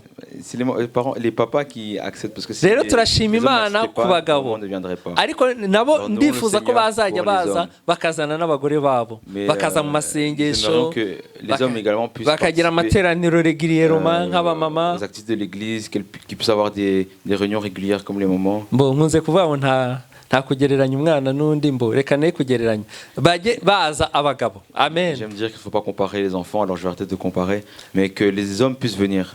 Abagabo buzure imbaraga zo gukorera Que Imana. les hommes soient remplis de la puissance pour servir Dieu. Ejo nimugoroba twagize amateraniro y'abagabo kuri Zoom Hier soir, nous avons eu une réunion des hommes sur hamwe Zoom na Pasiteri Nsanzurwimo avec le umubyeyi pasteur wacu. Sanzoukwimo, notre papa, parent. Rero batwibukije yuko tugomba kuba impumuro nziza abagabo. Il nous a rappelé que les hommes devront être une bonne odeur. Tugomba kuba umunyu w'isi, Nous devons être le sel de la terre, umunyu utarakamutse. un sel qui n'a pas perdu sa Tugomba saveur. kuba urumuri Nous rw'isi. devons être la lumière du monde. Kandi abagabo Et les hommes tugomba gufata no les responsibility, hommes devons prendre nos responsabilités, tukamenya identite yacu, connaître notre identité, tukamenya abo turibo, connaître qui nous sommes. kandi tukarenga imico yacu, Et nous devons dépasser notre culture tukavugana n'abana, et parler avec nos enfants, tukamenya kuganira n'abana, savoir parler avec nos enfants, tugasohokana n'abana. faire des activités avec nos enfants, sortir avec nos enfants. Harimo na Pasiteri Munyabarame nawe yarahari, Il y avait le Evariste. pasteur Evariste Mounia Warame également. Bombi bagiye badukangurira gukominika n'abana, Les deux nous ont encouragés à communiquer avec nos enfants, gusohokana n'umwana, faire une activité avec notre enfant, mukagenda mukanywa fanta hamwe cyangwa koka, aller boire un verre de Fanta. atari ukubajyana bose, Pas tous les emmener. buri mwana kuko buri mwana Mais afite ikintu cye, chaque enfant a sa spécificité. kandi umwana ukamenya icyo umwana ashaka kuzaba. Et que tu puisses savoir ce que ton enfant veut devenir plus tard. Ngewe icyo nakongeraho kuri ibyo Moi, ce que je ku peux byo ajouter bavuze sur tout ce qu'ils ont dit, ni uko ni ugusenga n'Imana ikaguhishurira icyo umwana wawe azaba, c'est de prier pour que Dieu te révèle ce que ton enfant deviendra. ariko no kuganira nawe ushobora kubona icyo umwana azaba, Mais en discutant avec lui, tu peux également voir ce que ton enfant deviendra. ukamwankuraja. Et tu peux l'encourager. Kandi abagabo Et les hommes, bagomba kuba bari responsable no mu itorero, ils doivent être responsables dans l'église également. ariko ubwo n'abamama bari kumviraho, nubwo ntari kuvuga ngo abamama. Amen. Même si je parle muri pas des kubyumva mamans, namwe c'est aussi pour vous namwe les mugomba mamans. J'espère que vous gusohokana écoutez n'abana. cela. Ibyo ndi kuvuga ku bagabo Ce que nawe je dis pour mujye les hommes, mubyishyiraho. c'est aussi pour vous. Abagabo bagomba gufata rero responsabilité mu Les itorero. hommes doivent prendre leurs responsabilités dans l'église. Batubwiye ko Ils nous ont dit, kuba gukorera Imana servir Dieu, ntabwo ari ukuza hano kuri estrade, ce n'est pas venir ici à l'estrade, ntabwo ari ukwigisha, ce n'est pas enseigner, ntabwo ari ukuyobora ce n'est amateraniro, pas conduire la réunion. ni ugukorera Imana muri domene zose mu itorero. C'est servir Dieu dans tous les domaines dans l'église. Ari uri kuri akeya arakorera Imana, Sur celui qui est à l'accueil, il sert Dieu. ari uza gutunganya urusengero Celui qui arakorera vient nettoyer Imana, l'église sert uri Dieu. gukora ibya electricité arakorera Celui Imana. qui s'occupe de l'électricité sert Dieu. Rero ugomba gusaba Imana Alors, il faut que tu demandes à Dieu, niki wakora mu itorero, qu'est-ce que tu peux faire dans l'église? niki wakorera itorero, Qu'est-ce que tu peux faire pour l'église? kuko abantu bose bumva bashaka kuza kuvuga ubutumwa, kwigisha ni byiza, ariko ntibishoboka ko bose babikora. Tout le monde aimerait venir devant, enseigner la bonne nouvelle, mais c'est pas possible que tout le monde le fasse. Ntabwo ari njye uri kubabwira ibyo Pasiteri Ce Nsanzurwimo n'est pas moi yatubwiye qui dis ejo. ça, je vous dis ce que le pasteur Sanzurgumo nous a dit hier. Gukorera Imana ni mu buryo bwose. Servir Dieu, c'est en plusieurs manières. Ikindi batubwiye Autre chose qu'ils nous ont dit, muri sosiyete, dans la société, abagabo les hommes tugomba kumenya akamaro kacu muri sosiyete. devons connaître l'importance que nous avons dans notre Hari société. igihe tuvuga ngo bashyizeho amategeko mabi mu gihugu, Parfois, nous disons, ah, ils ont mis des mauvaises lois dans le pays. none se abo bayashyizeho batowe nande? Mais ces gens qui ont mis ces lois, elles ont été votées par qui? Si twe Qui les a twabatoye. élus? N'est-ce pas nous qui les avons Ni élus? ukuvuga ko natwe rero dufite uruhare muri ayo mategeko mabi. C'est-à-dire que nous aussi, nous avons notre part de responsabilité Tugomba dans ces mauvaises lois. gutekereza Nous devons donc réfléchir icyo twakora muri iyi sosiyete. à ce que nous pouvons faire dans cette société. Amen. Amen. Icyo nakongeraho mu byo gukorera Imana Ce que je peux encore ajouter pour le service niko pour ahantu Dieu. ukora c'est que là où tu travailles, aho wirirwa là où tu passes ta journée, ujye umenya ko uhakorera kugira ngo ubone umugati ariko ni na ministeri yawe aho hantu. sache que tu fais ça, oui, pour avoir ton pain, pour manger, vivre, mais c'est aussi là où tu fais ton ministère. Ni ministeri yawe, C'est ton ni ministère, umusozi wawe, c'est ta montagne. uwo musozi wukorereho, Alors travaille à ta montagne. vuga ubutumwa kuri uwo musozi. Annonce l'évangile sur cette Imana montagne. iguha ubwenge uburyo Que Dieu te bwavuga ubwo donne butumwa. l'intelligence pour trouver le moyen de parler de lui sur cette montagne. Amen. Yesu abagirire neza. Dieu vous fasse Reka du bien. duhaguruke, Mettons-nous debout. abana bahaguruke, Les enfants se natwe mettent debout. duhaguruke. Que nous aussi nous mettons debout. Reka nsabe Abigail asengera Je abana vais demander à Abigail de prier pour n'abarimu les enfants, babo muri pour leur Ekodimi. moniteur d'Ecodim. Narangiza gusenga, Et lorsqu'elle aura fini de prier, Christina Niyigena atera ikorasi Christine Nigena va entonner un chant mu gihe abana bazaba bari kujya mu ishuri ryabo, pendant que les enfants iront twitegura à no la classe, kwakira umwigisha. en nous préparant Abigail d'accueillir asengere n'umwigisha. le prédicateur, qu'Abigail prie aussi pour le prédicateur. Seigneur Jésus, Mwami Yesu, je te remercie pour ta présence. ndagushimiye kuri hano, Merci d'être là avec nous. ndagushimiye ko uri kumwe natwe. Je prie pour les enfants qui vont avoir leur enseignement. Ndasabiye abana bagiye guhabwa amasomo yabo, Que tu sois avec eux, Seigneur. ubane nabo Qu'ils soient attentifs. kugira ngo bumve Qu'ils puissent écouter ta parole, Seigneur. ntibarangare bumve ijambo ryawe, Que tu sois avec les moniteurs. ubane n'abigisha Qu'ils babo, soient remplis de ton Saint-Esprit. ubuzuze umwuka wera Afin d'enseigner aux enfants kugira ngo bigishe abana ta parole selon ta volonté. ijambo ryawe nk'uko ushaka. Je remets entre tes mains. Nshyize mu maboko yawe, Je remets aussi entre tes mains le prédicateur. nshyize mu maboko yawe umwigisha Qu'il puisse être conduit par toi. kugira ngo ayoborwe nawe, Qu'il puisse, Seigneur, apporter ta bonne nouvelle. kugira ngo ijambo ryawe ariduhe Et que cela puisse nous faire du bien. kandi ritugirire neza. Qu'on puisse sortir de l'église en étant transformé. Duve muri uru rusengero twahindutse, En étant touché par toi. dukozweho nawe, Au nom de Jésus-Christ. mu izina rya Yesu, amen. Reka amazi y'ubugingo anembemo, reka umwuka wera bariwunganza, mu bingora bikambuza amahoro, imitwaro yanjye ndayimuko, reka amazi y'ubugingo ane, reka umwuka wera bariwunganza, mu bingora bikambuza amahoro, imitwaro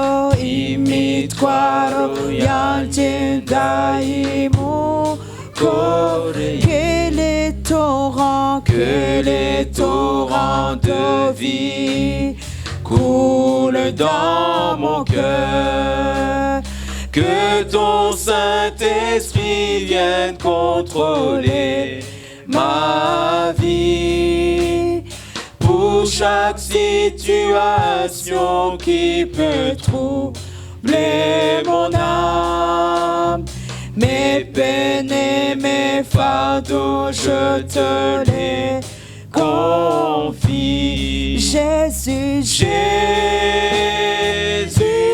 Jésus,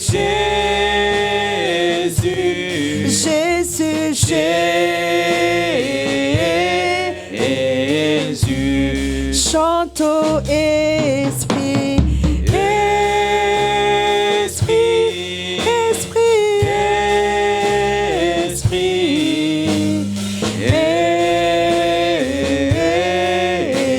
Esprit. Amen. Haleluya. Amen. Imana ishimwe. Que Dieu soit loué. Ndashimiye Imana yo mu ijuru Je loue le Dieu du ciel impaye akanya nk'aka qui me donne ce moment ko kuyivugira. pour parler de lui. Nshimire kandi n'abagabo Et je loue également les hommes. Je nabo remercie nyene les hommes. bangiriye icyizere qui ont eu confiance en moi, kugira ngo mfate uyu mwanya pour que je prenne ce moment dusangire ijambo ry'Imana. pour partager la parole de Dieu. Imana ibahe umugisha. Que Dieu vous bénisse. Uyu mwanya n'umwanya udasanzwe Ce moment est un moment qui n'est pas habituel kuko twumva amakuru y'ijuru. parce que nous entendons les nouvelles du ciel. Kenshi iyo hageze amasaha kanaka Souvent à des heures telles ou un telles, usanga turi imbere y'amatere yacu tumviriza cyangwa turaba amakuru. souvent nous sommes devant notre télé en train d'écouter le journal. Uyu mwanya rero nawo Ce moment également kugira alors, ngo twumve amakuru y'ijuru. c'est un moment pour entendre le journal ou les nouvelles du ciel. Ndabaye kaze mu ijambo ry'Imana. Je vous souhaite la bienvenue dans la parole de Dieu. Ntabwo ari ijambo ry'iwanje Ce n'est pas ma parole, ariko ni ijambo ry'Imana. mais c'est la parole de Dieu. Kaze rero. Soyez les bienvenus alors. Ijambo ry'uyu munsi La parole d'aujourd'hui, mushaka dutume umunsi atuzaniye iki yaje kutubwira ko je peux vous dire, umugabo mutoya c'est ce petit bavuze ngo homme. tugabo duto duto On a parlé des petits hommes tout à l'heure. ati mbe umugabo mutoya tuzaniye Ce ijambo petit ry'Imana homme. rivuga gute. Quelle parole nous amène-t-il? Ijambo ry'Imana ry'uyu munsi tuye La gusangira parole que nous allons partager aujourd'hui, naho atabindi wokumva que tu n'en écoutes aucune autre. ndashaka utandira ijambo Je veux que tu puisses rentrer avec cette parole rivuga ngo ukurimba k'umukiranutsi qui dit que kuririmba le chant du juste, kuririmba le k'umukiranutsi chant du juste kuratabara secourt. ubwo mutane ryonyene gusa Si vous rentrez Kurimba avec cela seulement, k'umukiranutsi. que le fait que le juste chante, kuratabara ça le secourt. ni ijambo ry'Imana tugiye C'est gusangira la parole que nous allons partager aujourd'hui. tuzingurure bibiliya zacu Ouvrons nos Bibles, dusome lisons ibyakozwe n'intumwa en Actes des Apôtres, igice ni 16 chapitre 16, umurongo n'uwa 25 chapitre 25, turashitsa ku murongo wa 28 jusqu'au chapitre verset 28. ibyakozwe n'intumwa Actes des Apôtres, 16 chapitre 16, umurongo n'uwa 25 gushika ku murongo wa 28 verset 25 à 28. turasoma mu izina rya Kristo Yesu. On va lire au nom de Christ Jésus. Maze nko mu gicugu Paul na Sila bariko barasenga baririmbira Imana, izindi mbohe zibumva, isi iranyiganyiga cyane giturumbuka, bituma amatanguriro y'inzu y'ibohero anyiganyiga. Ako kanya inzugi zose ziruguruka, iminyororo ya bose iradohoka. Uwo murinzi yikanguye abonye inzugi z'ibohero zuguruye, asokora inkota agira ngo yiyahure, kuko yagira ngo imbohe zacitse. Ariko Paul arasemerera n'ijwi rirenga ati ntiwigirire nabi, twese turi hano. Amen. Amen. Tout à coup, il se fit un grand tremblement de terre, en sorte que les fondements de la prison furent ébranlés. Au même instant, toutes les portes s'ouvrirent, et les liens de tous les prisonniers furent rompus. Le geôlier se réveilla, et lorsqu'il vit les portes de la prison ouvertes, il tira son épée, et il allait se tuer, pensant que les prisonniers s'étaient enfuis. Mais Paul cria d'une voix forte, « Ne te fais point de mal, nous sommes tous ici. Amen. » Amen. Ushobora kubaza uti mbega kuririmba ni iki? Tu peux te demander, chanter c'est quoi? Kuririmba kuratandukanye, abantu baririmba mu buryo butandukanye. Les gens chantent de différentes manières. Ariko nagenda kubwira ko kuririmba ku muntu w'umukiranutsi. Mais j'aimerais te parler du chant du juste. Le juste quand il guhanura. chante, c'est une prophétie. Kuririmba k'umukiranutsi Le chant du juste, ni ukuvuga ijambo ry'Imana. c'est dire la parole de Dieu. Kuririmba Le k'umukiranutsi chant du juste, ni ugusenga. c'est prier. Nuko ndi kuririmba Et c'est chanter également. bitandukanye no kuririmba ko abandi bantu bose baririmba. C'est différent Ariko des autres kuririmba personnes qui chantent. k'umukiranutsi. Mais c'est le chant du juste. Aha twebwe dufise imirimo itandukanye mu ngoro y'Imana.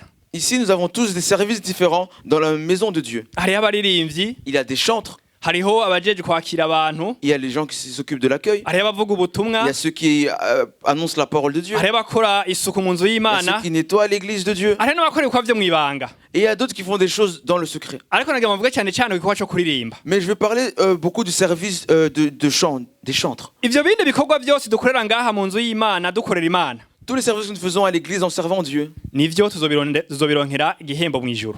nous aurons une récompense au ciel pour cela. Ariko nagira nakubwire ko kuririmba Mais j'aimerais te parler du chant. no mu ijuru tuzona turirimba. Au ciel, nous chanterons également. Ntabwo bizahagarara, kuririmba Ça ne bizobandanya. s'arrêtera pas. Le fait de chanter pour Dieu, ça continuera. Rero wame wigezesa imisi yose Alors continue à t'exercer chaque jour wimenyereza en t'habituant. ko no mu ijuru tuzoririmba. Parce qu'au ciel, nous chanterons. Tuzorimbana n'abamarayika. Nous chanterons avec les anges. Umurimbyi ariko yaririmbye avuze ngo Un chanteur a chanté en disant, tuzoririmbana n'abera. nous chanterons avec les saints. Acabaza uwundi muririmbyi ati none wewe uzoja muri ihe korale y'abamarayika? Et un autre chanteur dit, toi tu iras dans quelle chorale des anges?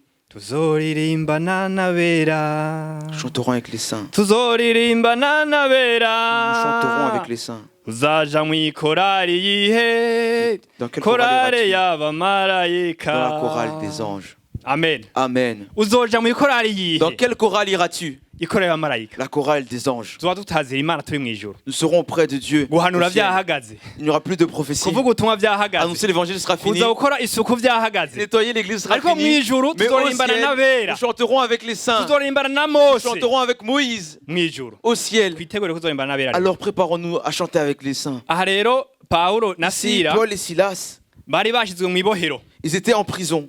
ushobora kubaza uti mbega bari bahowe iki Tu peux demander, mais quelle est la raison pour laquelle ils étaient en prison? aho uhereye ku igice cya cumi na gatandatu ku murongo wa mbere Si tu commences ukamanuka au verset 1er du chapitre 16 et que tu lis, urashobora kubona icyo paul na sila bari bazize tu peux voir la raison pour laquelle on a enfermé Paul et Silas. paul na sila bari makedoniya bari kuvuga ubutumwa Lorsque Paul et Silas étaient en Macédoine annonçant l'évangile, hari umukobwa ngo yari afise impwemu mbi yo kuragura il y a une femme qui avait un mauvais esprit qui devinait. uwo mukobwa rero igihe paul na sila baja kuvuga ubutumwa ngo yagumye bakurikira Et lorsque Paul et Silas allaient annoncer l'évangile, cette femme les suivait. yababwira gute yabwira ati aba bantu umva yabwira abantu bariko arumva ivyo paul na sila bigisha Elle disait aux autres qui écoutaient Paul et Silas, et elle disait ceci. akabwira ati aba bantu Elle disait, nimubumve écoutez ces gens-là, n'abagaragu b'imana ce sont des serviteurs de Dieu. barangira inzira nziza Ils nous montrent un bon chemin. uvyumvise umenga ariko arahanura mbega sivyo Et quand il écoute, il dit, ah, cette femme, elle dit vrai. umenga ariko arahanura Elle est en train de ariko uko prophétiser. bukeye uko Mais bwije chaque jour, chaque soir, uwo mukobwa akagenda akurikira paul na sila Cette dame continue à suivre abwira Paul et abwira Silas. abantu ubwo butumwa disons aux gens ce message. ariko paul kuko yari afise umwuka Mais wo kurondora Paul, comme il avait un esprit de discernement, aramwumviza ati ivyo byose uyu mwuka et il a dit cet esprit-là, ntabwo uvuye ku mana ce n'est pas un esprit de Dieu. ngo pawulo ibiranje mbwira ngo paul ngo adundumiwe ni ukuvuga yumvise afise arembejwe Et Paul, il était comme dépassé. bimunaniye kwihanganira Il ne pouvait pas se tenir par rapport à supporter cela. arakankamira iyo mpwemu mbi Il a chassé ce mauvais esprit. avuga ati mu izina rya yesu kirisito muvemwo Il a dit au nom de Jésus, sors. uwo mwuka mubi umuvamwo Et ce mauvais esprit est sorti. uwo mukobwa ngo hari abo yari atungishije Et cette femme, en fait, c'était le business d'autres personnes. abo bantu babonye ibibaye babona ko inyungu zabo Et zihavuye voyant que maintenant leur business était mort, ces autres personnes, bacara babara ils ont été blessés. biyumvira ukuntu abo bantu babagiriye nabi nabo bobihora Et ils se sont dit que Paul et Silas leur ont fait du mal. baca bajana ku bacamanza Alors ils sont partis chez les juges. bibaza ko babagirije iki none Et qu'est-ce qui s'est passé là-bas? Et de quoi les accusait-il? bavuze ati aba bantu ibintu bavuga ngaha hantu bigumura ntivyubaka abantu abaturage bo ngaha. Et ils ont dit, ces choses que ces deux hommes disent, ça ne fortifie pas, ça n'aide pas le peuple. bavuga ibitajanye n'imigenzo yacu. Ils disent des choses qui ne se rapportent pas à notre culture. Iyo tuvuga ijambo ry'Imana, lorsque nous annonçons la parole de Dieu, hariho abantu bijya mu matwi. Il y a des gens à qui ça va dans les oreilles. Bakumva dutana umugasho. Et ils aimeraient nous jeter. Ariko tubivuge kuko nayo bajya mu matwi birakiza. Mais disons-le parce que quand ça atteint les oreilles, ça sauve. Paul na Sila rero bashizwe mu gasho kubera ubutumwa bwiza. Paul et Silas ont été mis en prison, jetés en prison à cause de la bonne nouvelle. Bamaze kuja mu gasho rero. Étant en prison alors, uwabashije mu gasho yabwiye umurinzi ati aba bantu barinde cyane. Celui qui les a mis en prison a dit au geôlier, celui qui garde la prison, de bien les garder. Uwo murinzi yaravyumvise. Ce geôlier a entendu ça. Ngo yabashize mu nzu hagati bisigura ko iryo bohero ryari rifise ivyumba. Donc il l'a mis quelque part au milieu parce que cette prison, cette geôle avait plusieurs pièces. Abashira ngaho arababoha. Il les a mis là, il les a attachés. Amaze kubaboha rero après les avoir attachés, Paul na Sila bamenye ko Imana yabo bakorera.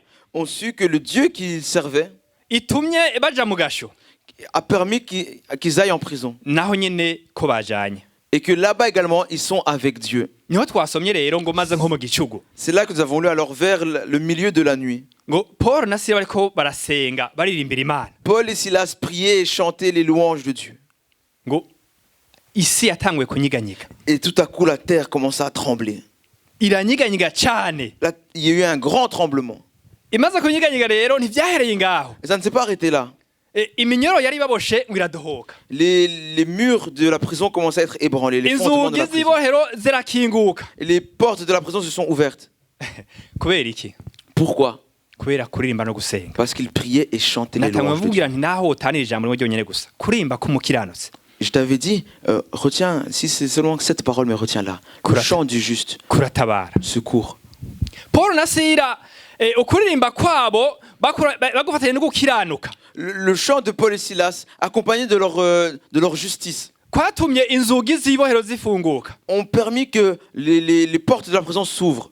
Kwatumye iminyororo yari baboshe ifunguka. Ça a permis que la manière dont ils étaient attachés, les chaînes s'ouvrent.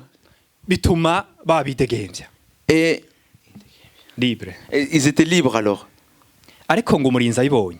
Mais lorsque le geôlier, donc le gardien de la prison, a vu Umurinzi cela, ayibonye yagize ubwoba cyane atangazwa n'ibibaye. il a eu peur, il était étonné de ce qui venait d'arriver. Ibaze nawe ucunze ibohero ry'abantu nk'amajana abiri. Imagine, tu gardes une prison de 200 personnes. Harimo inkozi z'ikibi, harabisha abantu, Des assassins, des criminels, harabivye, des voleurs. ugasanga Et tu hakingutse. vois, ça s'ouvre. Wacahitana inkota yiwe Et il a pris son épée kugira ngo yiyahure. pour se Abo suicider. ati n'ubundi jewe napfuye none ko zamaze gucika imbohe. Il a dit, en vérité, moi je suis comme mort, les chaînes sont détachées. Ariko Paul aramubwira ati ntihagire icyo wigirira twese turi Mais ngaha. Paul lui a dit, ne t'inquiète pas, nous sommes tous là. Haleluya. Amen. Twese turi Nous ngaha. sommes tous ici. Erega Imana yaje. Dieu, lorsqu'il vient, N'abanyororo bugururiwe ntibashaka kugenda kuko Imana ibishaka gukora. même les autres prisonniers ne pouvaient pas sortir parce que Dieu devait agir. Ibishaka kwigaragaza. Dieu veut se montrer à eux. Rero uwo murinzi w'ibohero nawe yahavuye akizwa. Alors ce geôlier également, ce gardien de la prison, est sorti de là sauvé à cause des miracles qu'il avait. Rero lagana kubwire mwene data. Alors j'aimerais te dire, mon frère, ma soeur, Wa mugabo we, homme, wa muvyeyi we, femme, wa musore wa nkumi we, jeune homme, jeune fille, ririmbira Imana. chante pour Dieu. Uririmbe mu gukiranuka. Chante en étant juste. Uri muhira wa mugabo hitana umuryango wawe wose. Quand tu es à la maison, entraîne tout ton foyer. Iryo ni itorero ryawe. C'est là ton église. Himbaza Imana mu rugo. Loue le Seigneur à la maison. Imisozi izokugwaho. Les montagnes vont s'écrouler. Ibibazo bizohava. Les problèmes vont s'en aller. Kubera muri kumaririmba Imana kandi mukiranutse. Parce que tu auras chanté pour Dieu dans la justice. Ntuzoririmbe gusa uri ngaha mu nzu y'Imana. Ne le fais pas simplement quand tu es à Ririmba utwaye umuduga. Chante lorsque tu conduis ta voiture. Ririmba uri kuragenda n'amaguru. Chante lorsque tu marches à pied. Ariko nakubwira nti ivyo subikore mu kwera kw'Imana. Mais fais tout cela dans la sainteté Niho de Dieu. bizogira ikimazi. Et c'est là qu'il y aura de Rero l'importance. kuririmba du bene bénéfice. data. Alors chantons, frères et sœurs. Kuririmba. Chantez Kuririmba kumukiranutsi le chant du juste. biratabara. Sauve, secours. Na cyane cyane iyo tubikoze dukiranuka. Lorsque nous faisons ça dans la justice, la sainteté. Hari uwundi muntu yatabawe no kuririmba. Une autre personne qui a été secourue par le chant. Turabisoma mu ngoma ya mbere. Nous lisons cela en 1 roi. Chronique. 1 chronique, pardon. Ngoma ya mbere. 1 chronique. Ngoma ya mbere bicere 20. Chapitre 20. Turahera ku murongo wa mbere. 1 chronique, chapitre 20, verset 1er. On va commencer au verset 1er. Ndaza ndabwira aho turahagarikira ntadushitsa. Et je vais vous dire là où on va s'arrêter. Turasoma mu izina rya Kristo Yesu. On va lire au nom de Christ Jésus. Hanyuma y'ivyo abanyamowabu n'abamoni hamwe n'abimayoni bamwe batera Yehoshafati ngo bamugwanye. Maze haza imburi zibarira Yehoshafati. Chapitre 20. 2 Chroniques, chapitre 20. Premier verset. Verset 1er. Après cela, les fils de Moab et les fils d'Ammon et avec eux des Maonites marchèrent contre Josaphat pour lui faire la guerre. Ku murongo wa kabiri. Verset 2. Maze haza imburi zibarira Yehoshafati zituratewe. Haje ingabo nyinshi z'isinzi zivuye Siriya hakurya y'ikiyaga kandi buzigeze Hasasoni Tamari. Yehoshafati agira ubwoba acagira umwete wo kurondera uhoraho ashinga umunsi wo kwisonzesha mu bayuda hose. Maze abayuda bose bakoranira hamwe ngo basabe uhoraho abatabare. Nuko bava mu bisagara vyose vy'Ubuyuda bazanywe no kurondera uhoraho. On va informer Josaphat en disant: Une multitude nombreuse s'avance contre toi depuis l'autre côté de la mer, depuis la Syrie. Et ils sont là. Ils sont à Hatsaton Tamar qui est en Guédi. Dans sa frayeur, Josaphat se disposa à chercher l'Éternel et il publia un jeûne pour tout Juda. Juda s'assembla pour invoquer l'Éternel et l'on vint de toutes les villes de Juda pour chercher l'Éternel. Amen. Amen. Dusome n'umurongo wa 21. Le verset 21 maintenant. Nuko amaze kuja inama n'abantu ashiraho abo kuririmbira uhoraho no kumutazira bashajishije ukwera kugira ngo bagende bitangire imbere ingabo baririmbe bati nimushimire uhoraho kuko imbabazi ziwe zamaho ibihe bidashira. Amen. Verset 21, donc 2 Chroniques chapitre 20, verset 21.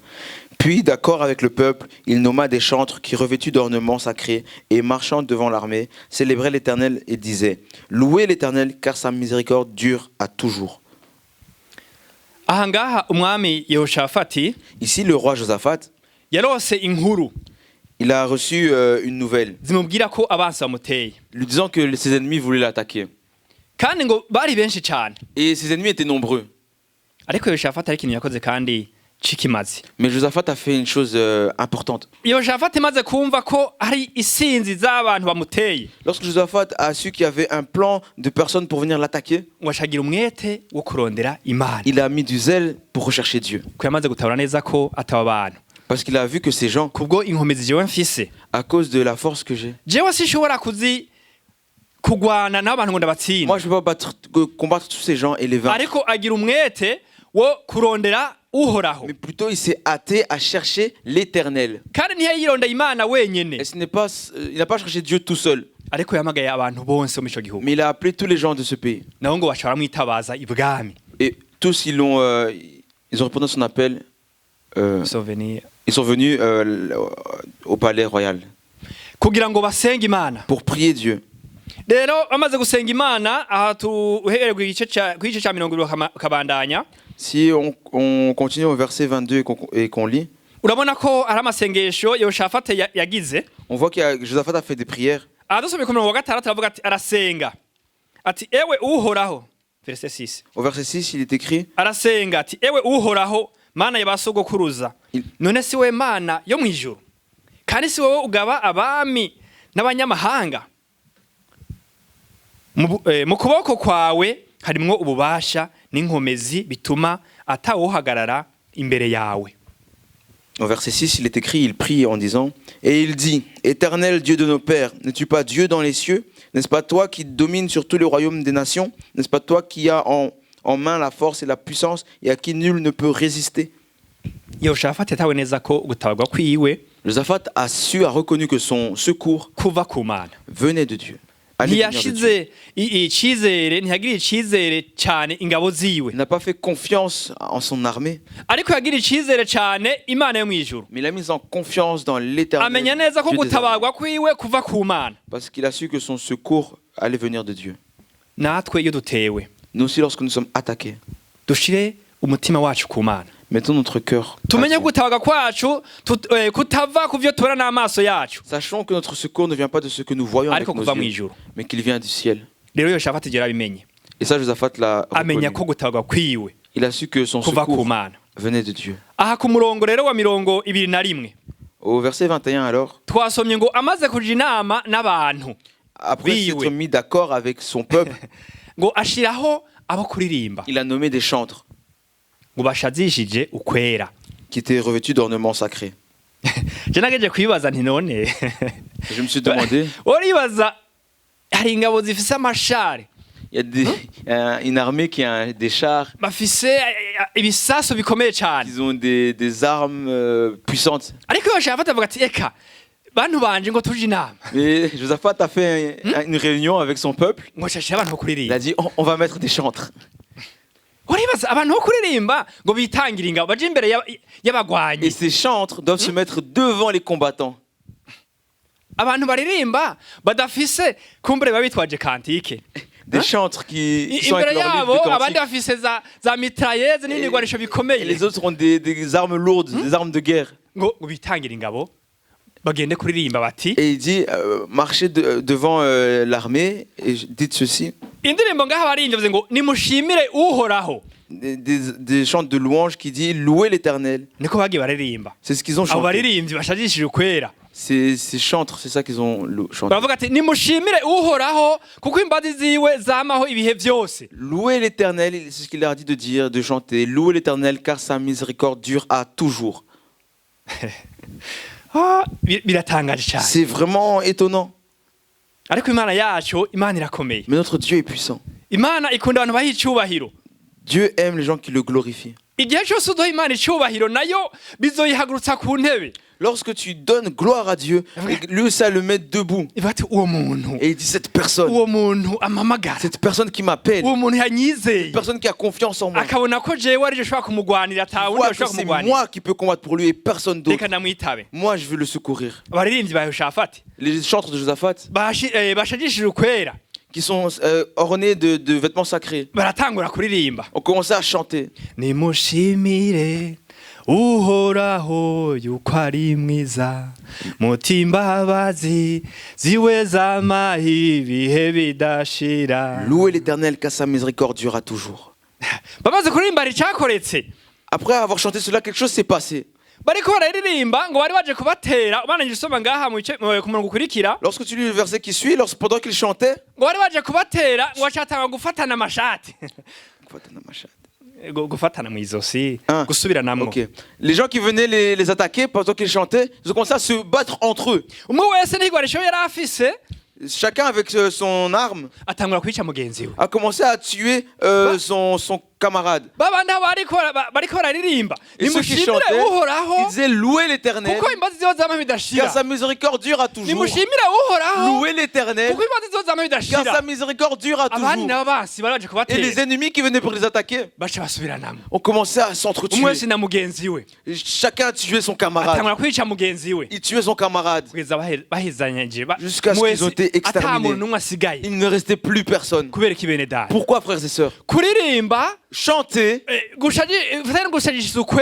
qui accompagné de la sainteté, byatumye Yoshafati atabagwa. Ça a permis à Josaphat d'être secouru imbere yo masinzi menshi. Devant une multitude d'ennemis. Bene data. Frères et sœurs, turirimbe, chantons, dushajije ukwera, revêtus de sainteté. Abansi bacu, nos ennemis, bazosubiranamwo, vont s'entretuer kubera kurimba kwacu, à cause de notre louange, notre chant. Dushajije ukwera, revêtus de sainteté. Imana ishimwe cyane. Que Dieu soit loué. Umuntu wese agira umwete. Que chaque personne se hâte wo kuririmba, à chanter. Na cyane cyane. Et surtout, ashajije ukwera.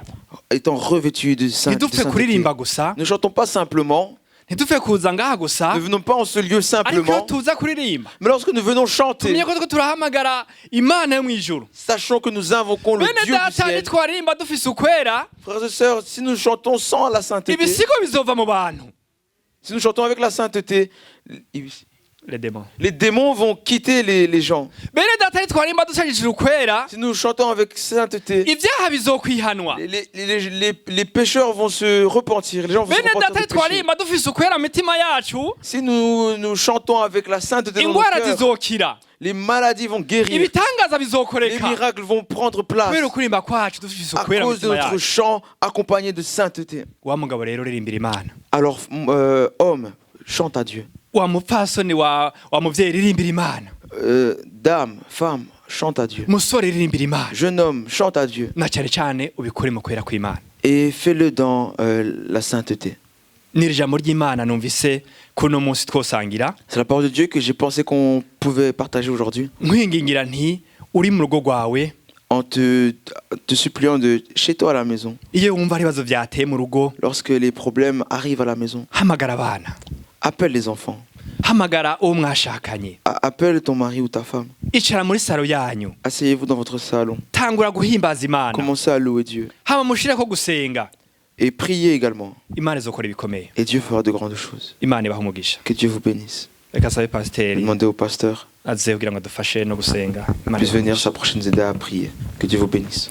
Paulo na Sila waliimba, Paulo na Sila waliimba, milango ya gereza ikafunguka, milango ya gereza ikafunguka. Paulo na Sila waliimba, Paulo na Sila waliimba, milango ya gereza ikafunguka, milango ya gereza ikafunguka.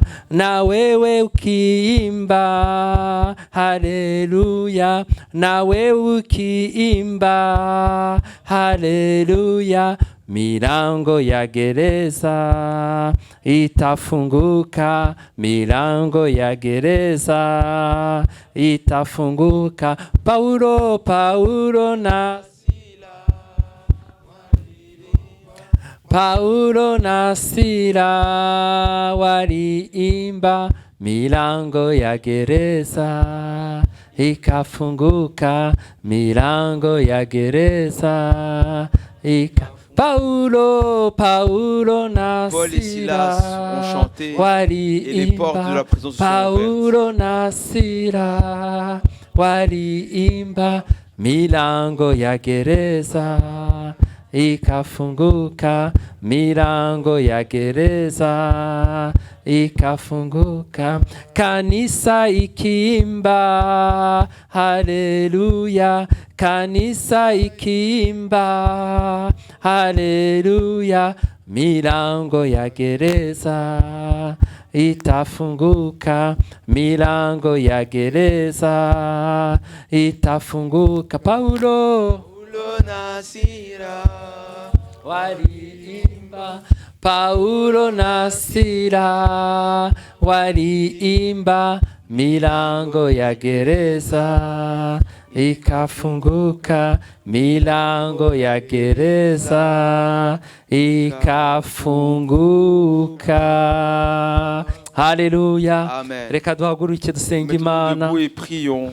kuririmbira Uwiteka. Chantez pour Dieu. Paulo na Sila Paul et Silas, ngo bashimye Imana, ils ont loué Dieu. baranaririmba. Et ils ont loué Dieu, ils ont chanté. Amen. En chantant. Gushima Imana, Louer Dieu. kushima Imana ni ingenzi, Louer Dieu, c'est important. no kuyiririmbira. Et le chanter Mu également. kuririmba ugashima Imana. Prier et chanter. Abangabo kwa Yosafati nabo baririmbye kandi bashima Imana. Et en ce qui concerne Josaphat également, ils ont chanté et prié. Baravugaga ngo imbabazi z'Imana zihoraho Ils iteka. disaient la miséricorde de Dieu dure à toujours. Niba utazi no kuririmba, Si tu ne sais pas chanter, ariko jya uvuga ngo mais dis imbabazi z'Uwiteka la miséricorde de Dieu zihoraho iteka. dure à toujours, dure Haleluya, éternellement. haleluya. Amen. Hari umupasiteri wagiye gusenga, Il y a un pasteur qui allait prier. afite itorero rinini, Il a une grande église. noneho umukristo undi muntu wari uri aho nawe aravuga ati ngomba kumenya ibanga ry'uriya mupasiteri ni irihe. Et une personne qui était là a dit, je dois connaître le secret de ce pasteur. Bajya mu masengesho, Ils ont été en prière. pasiteri arasenga, Le pasteur a prié. aravuga ngo imbabazi z'Uwiteka Il a dit, la miséricorde de Dieu zihoraho iteka durera ryose. toujours. Imbabazi z'Uwiteka La miséricorde de Dieu zihoraho iteka durera ryose. toujours. Imbabazi La z'Uwiteka miséricorde de Dieu zihoraho iteka durera ryose. toujours. Imbabazi La z'Uwiteka miséricorde de Dieu kugera mu gitondo, jusqu'au matin. imbabazi z'Uwiteka La miséricorde de Dieu zihoraho iteka durera ryose. toujours. Reka dusenge Imana Prions. kugira ngo Imana ishyire muri wowe Pour que Dieu puisse mettre en toi umwuka wo gusenga, un esprit de prière, umwuka wo un kuhimbaza, esprit pour louer et chanter, umwuka wo kuririmba. un esprit de chant. Ureke kuririmba indirimbo z'isi, Que tu ne chantes plus les musiques reka du monde. kumva indirimbo z'isi. N'écoute plus les musiques du monde. Indirimbo z'isi Les musiques du monde zikuzanira abadayimoni. t'amènent des démons. Indirimbo z'isi zikuzanira La abadayimoni. musique du monde t'amène Hari des umuntu démons. wapfuye Il y a un homme qui est mort, yerekwa une personne umuntu qui est morte, yerekwa umuntu wapfuye wari umuririmbyi, et il a eu la vision d'une personne morte qui était chantre. uwo ni umuntu wari umwirabura C'était un noir wo muri Amerika d'Amérique wari warihinduye isura ashaka kuba umuzungu. Sinshaka kuvuga izina rye kuko ibintu byacu birasohoka kuri qui avait fait une opération pour changer la couleur de sa peau. uwo mugabo yapfuye akiri mutoya akenyutse. Cet homme est mort jeune. Ariko ngo aho uwo muntu yagiye kwerekwa yabonye aho ari ikuzimu. Mais il était la personne, lorsqu'il a eu la vision, il l'a vu en enfer. Hanyuma ngo umuntu aravuga ngo ubwira abantu ngo be kujya baririmba indirimbo zanjye. Et c'est cette personne, donc c'est américain, ce chanteur américain, disait empêche les gens de chanter mes chants. Ntibakajya bumva indirimbo zanjye. N'écoute pas mes chansons. Kubera yuko aho zangejeje ni kuzimu. Parce que là où ça m'a amené, c'est en enfer. Rero umuntu w'Imana. Alors l'homme de Dieu. Tugomba kumenya abo turibo. Nous devons, en tant qu'enfants de Dieu, nous devons savoir qui nous sommes. Nous ne sommes pas de ce monde. Isi ntikadushuke. Que le monde ne nous mente pas. Indirimbo z'isi ntabwo tugomba kumva indirimbo z'isi. Les musiques du monde, nous ne devons pas les écouter. Ushobora kuba ugiye kumva amakuru ikazamo ntiwavuga ngo none ndafunze ariko ntiwavuga ngo noneho ngo nkunda indirimbo z'isi ugenda ugure ubu harya barakora iki kera byari non on stream maintenant c'est streaming. Tu achètes quoi, le stream? Non, tu achètes un abonnement et tu regardes la musique sur des plateformes de streaming. Ok, ibyo ngibyo mavuze. Donc urumva ukajya gukora abonnement kugira ngo ujye ureba iyo streaming. Donc tu fais cet abonnement pour avoir pour streamer. Ukajya gustreaminga voilà. Donc tu streams. Urukumva gukorera Satani. Et donc tu vois tu fais entrer les démons. Quand tu fais entrer les musiques du monde dans ton foyer, tu appelles les démons. Il y a des chanteurs, des musiciens, leur musique a été créée en enfer. Et donc si tu streams ça chez toi, c'est-à-dire que tu appelles tous ces démons chez toi. Alors tu dis oh ça c'est ça qui m'est arrivé, mais c'est toi qui as appelé ces démons. Que Dieu nous pardonne. Dieu tout-puissant, nous te louons pour ta parole. Ta parole est vérité. Ta parole nous change. Dieu de paix, donne un esprit de louange et de prière en nous, dans nos cœurs. Qu'on puisse chanter tes louanges en priant, chantant ta bonté, chantant ta puissance, chantant Seigneur Dieu ta force, Dieu de paix. Soyons une église qui loue, qui chante. Garde-nous de chanter pour que les autres nous voient. Garde-nous de chanter pour que les gens nous acceptent. Mais que nous chantions pour toucher ton cœur et que nous touchions ton cœur. Seigneur, nous te supplions. Les portes que nous avons ouvertes à cause de la musique du monde, qu'elles soient fermées au nom de Jésus. Nous voulons ne plus écouter, ne plus être attirés par les musiques qui viennent de l'enfer. Que nous n'ayons plus envie de cela. Que ce soit plus dans nos vies. Nous appartenons au ciel. Nous sommes des pèlerins, des visiteurs dans ce monde et nous allons vers chez toi. Donne-nous de marcher comme des voyageurs qui vont vers le ciel. Au nom de Jésus. Au nom de Jésus. Donne-nous de marcher comme tes enfants. Dieu de paix. En sainteté, se réjouissant de toi, nos oreilles puissent écouter les musiques qui proviennent du ciel, que nos oreilles écoutent les chants spirituels et donne-nous de la victoire, que les murs soient ébranlés au nom de Jésus. les chaînes que Que les chaînes soient brisées. mu izina rya Yesu Au nom de Jésus. intambara tuzineshe Que nous puissions avoir la victoire dans tous nos combats. turagushimiye Mana Te louons, Seigneur. kubw'umugaragu wawe utugejeho Ton ijambo serviteur qui nous a donné la parole. tumusabiye umugisha wawe Nous demandons ta ugendana bénédiction n'abigisha ijambo qui accompagne ceux qui umugaragu wawe annoncent watuyoboye l'évangile. nawe Le frère qui nous a nawe conduit tumusabiye également. umugisha ugendana Nous n'abayobora bénissons de la bénédiction qui accompagne ceux qui conduisent. turagushimira kubw'abagabo Te louons pour les hommes. turagushimira kubwa François responsable wabo Te louons pour François, leur responsable. tumusabiye imbaraga Mana Donne la force, umuhe Seigneur. imbaraga zo kuyobora abagabo La force de conduire les hommes. umwuzuza imbaraga z'umwuka wera Remplis de la puissance du kugira Saint-Esprit. ngo uyu murimo awukorane ubushobozi buvuye iwawe Pour qu'il puisse faire cette œuvre avec la force qui ujye vient de umuha toi. ibitekerezo bizima Donne-lui des bonnes pensées. turamusabiye umugisha wawe Nous prions pour lui. na komite bakorana Et le comité avec qui il travaille. Mana ubaha umugisha Seigneur, bénis-les. turagushimiye rero kubwa buri wese waje hano Te louons pour chaque personne dans ce lieu. tumusabiye umugisha Le wawe bénissons de uha ta umugisha bénédiction. abamama Bénis les uha mamans. umugisha abapapa Bénis les papas. uha umugisha abajene Bénis les jeunes. uha umugisha abana muri ekodimi Bénis les enfants de uha l'école. umugisha abarimu muri ekodimi Bénis les moniteurs d'école. ugendane n'ubwoko bwawe Va avec ton peuple. abamarayika bawe baduherekeze Que tes anges nous accompagnent. tuzongere guhura dushima izina ryawe Qu'on puisse rentrer ni en kubwa louant Yesu ton nom. umukiza wacu tubisabye Au nom de Jésus que nous le demandons. amen Amen. mugendane amahoro ya Yesu Allez dans la paix du Seigneur kandi mugire umugisha w'Imana et ayez la bénédiction de Dieu. mugire icyumweru cyiza mu ngo zanyu Ayez une bonne semaine, un bon dimanche dans vos maisons.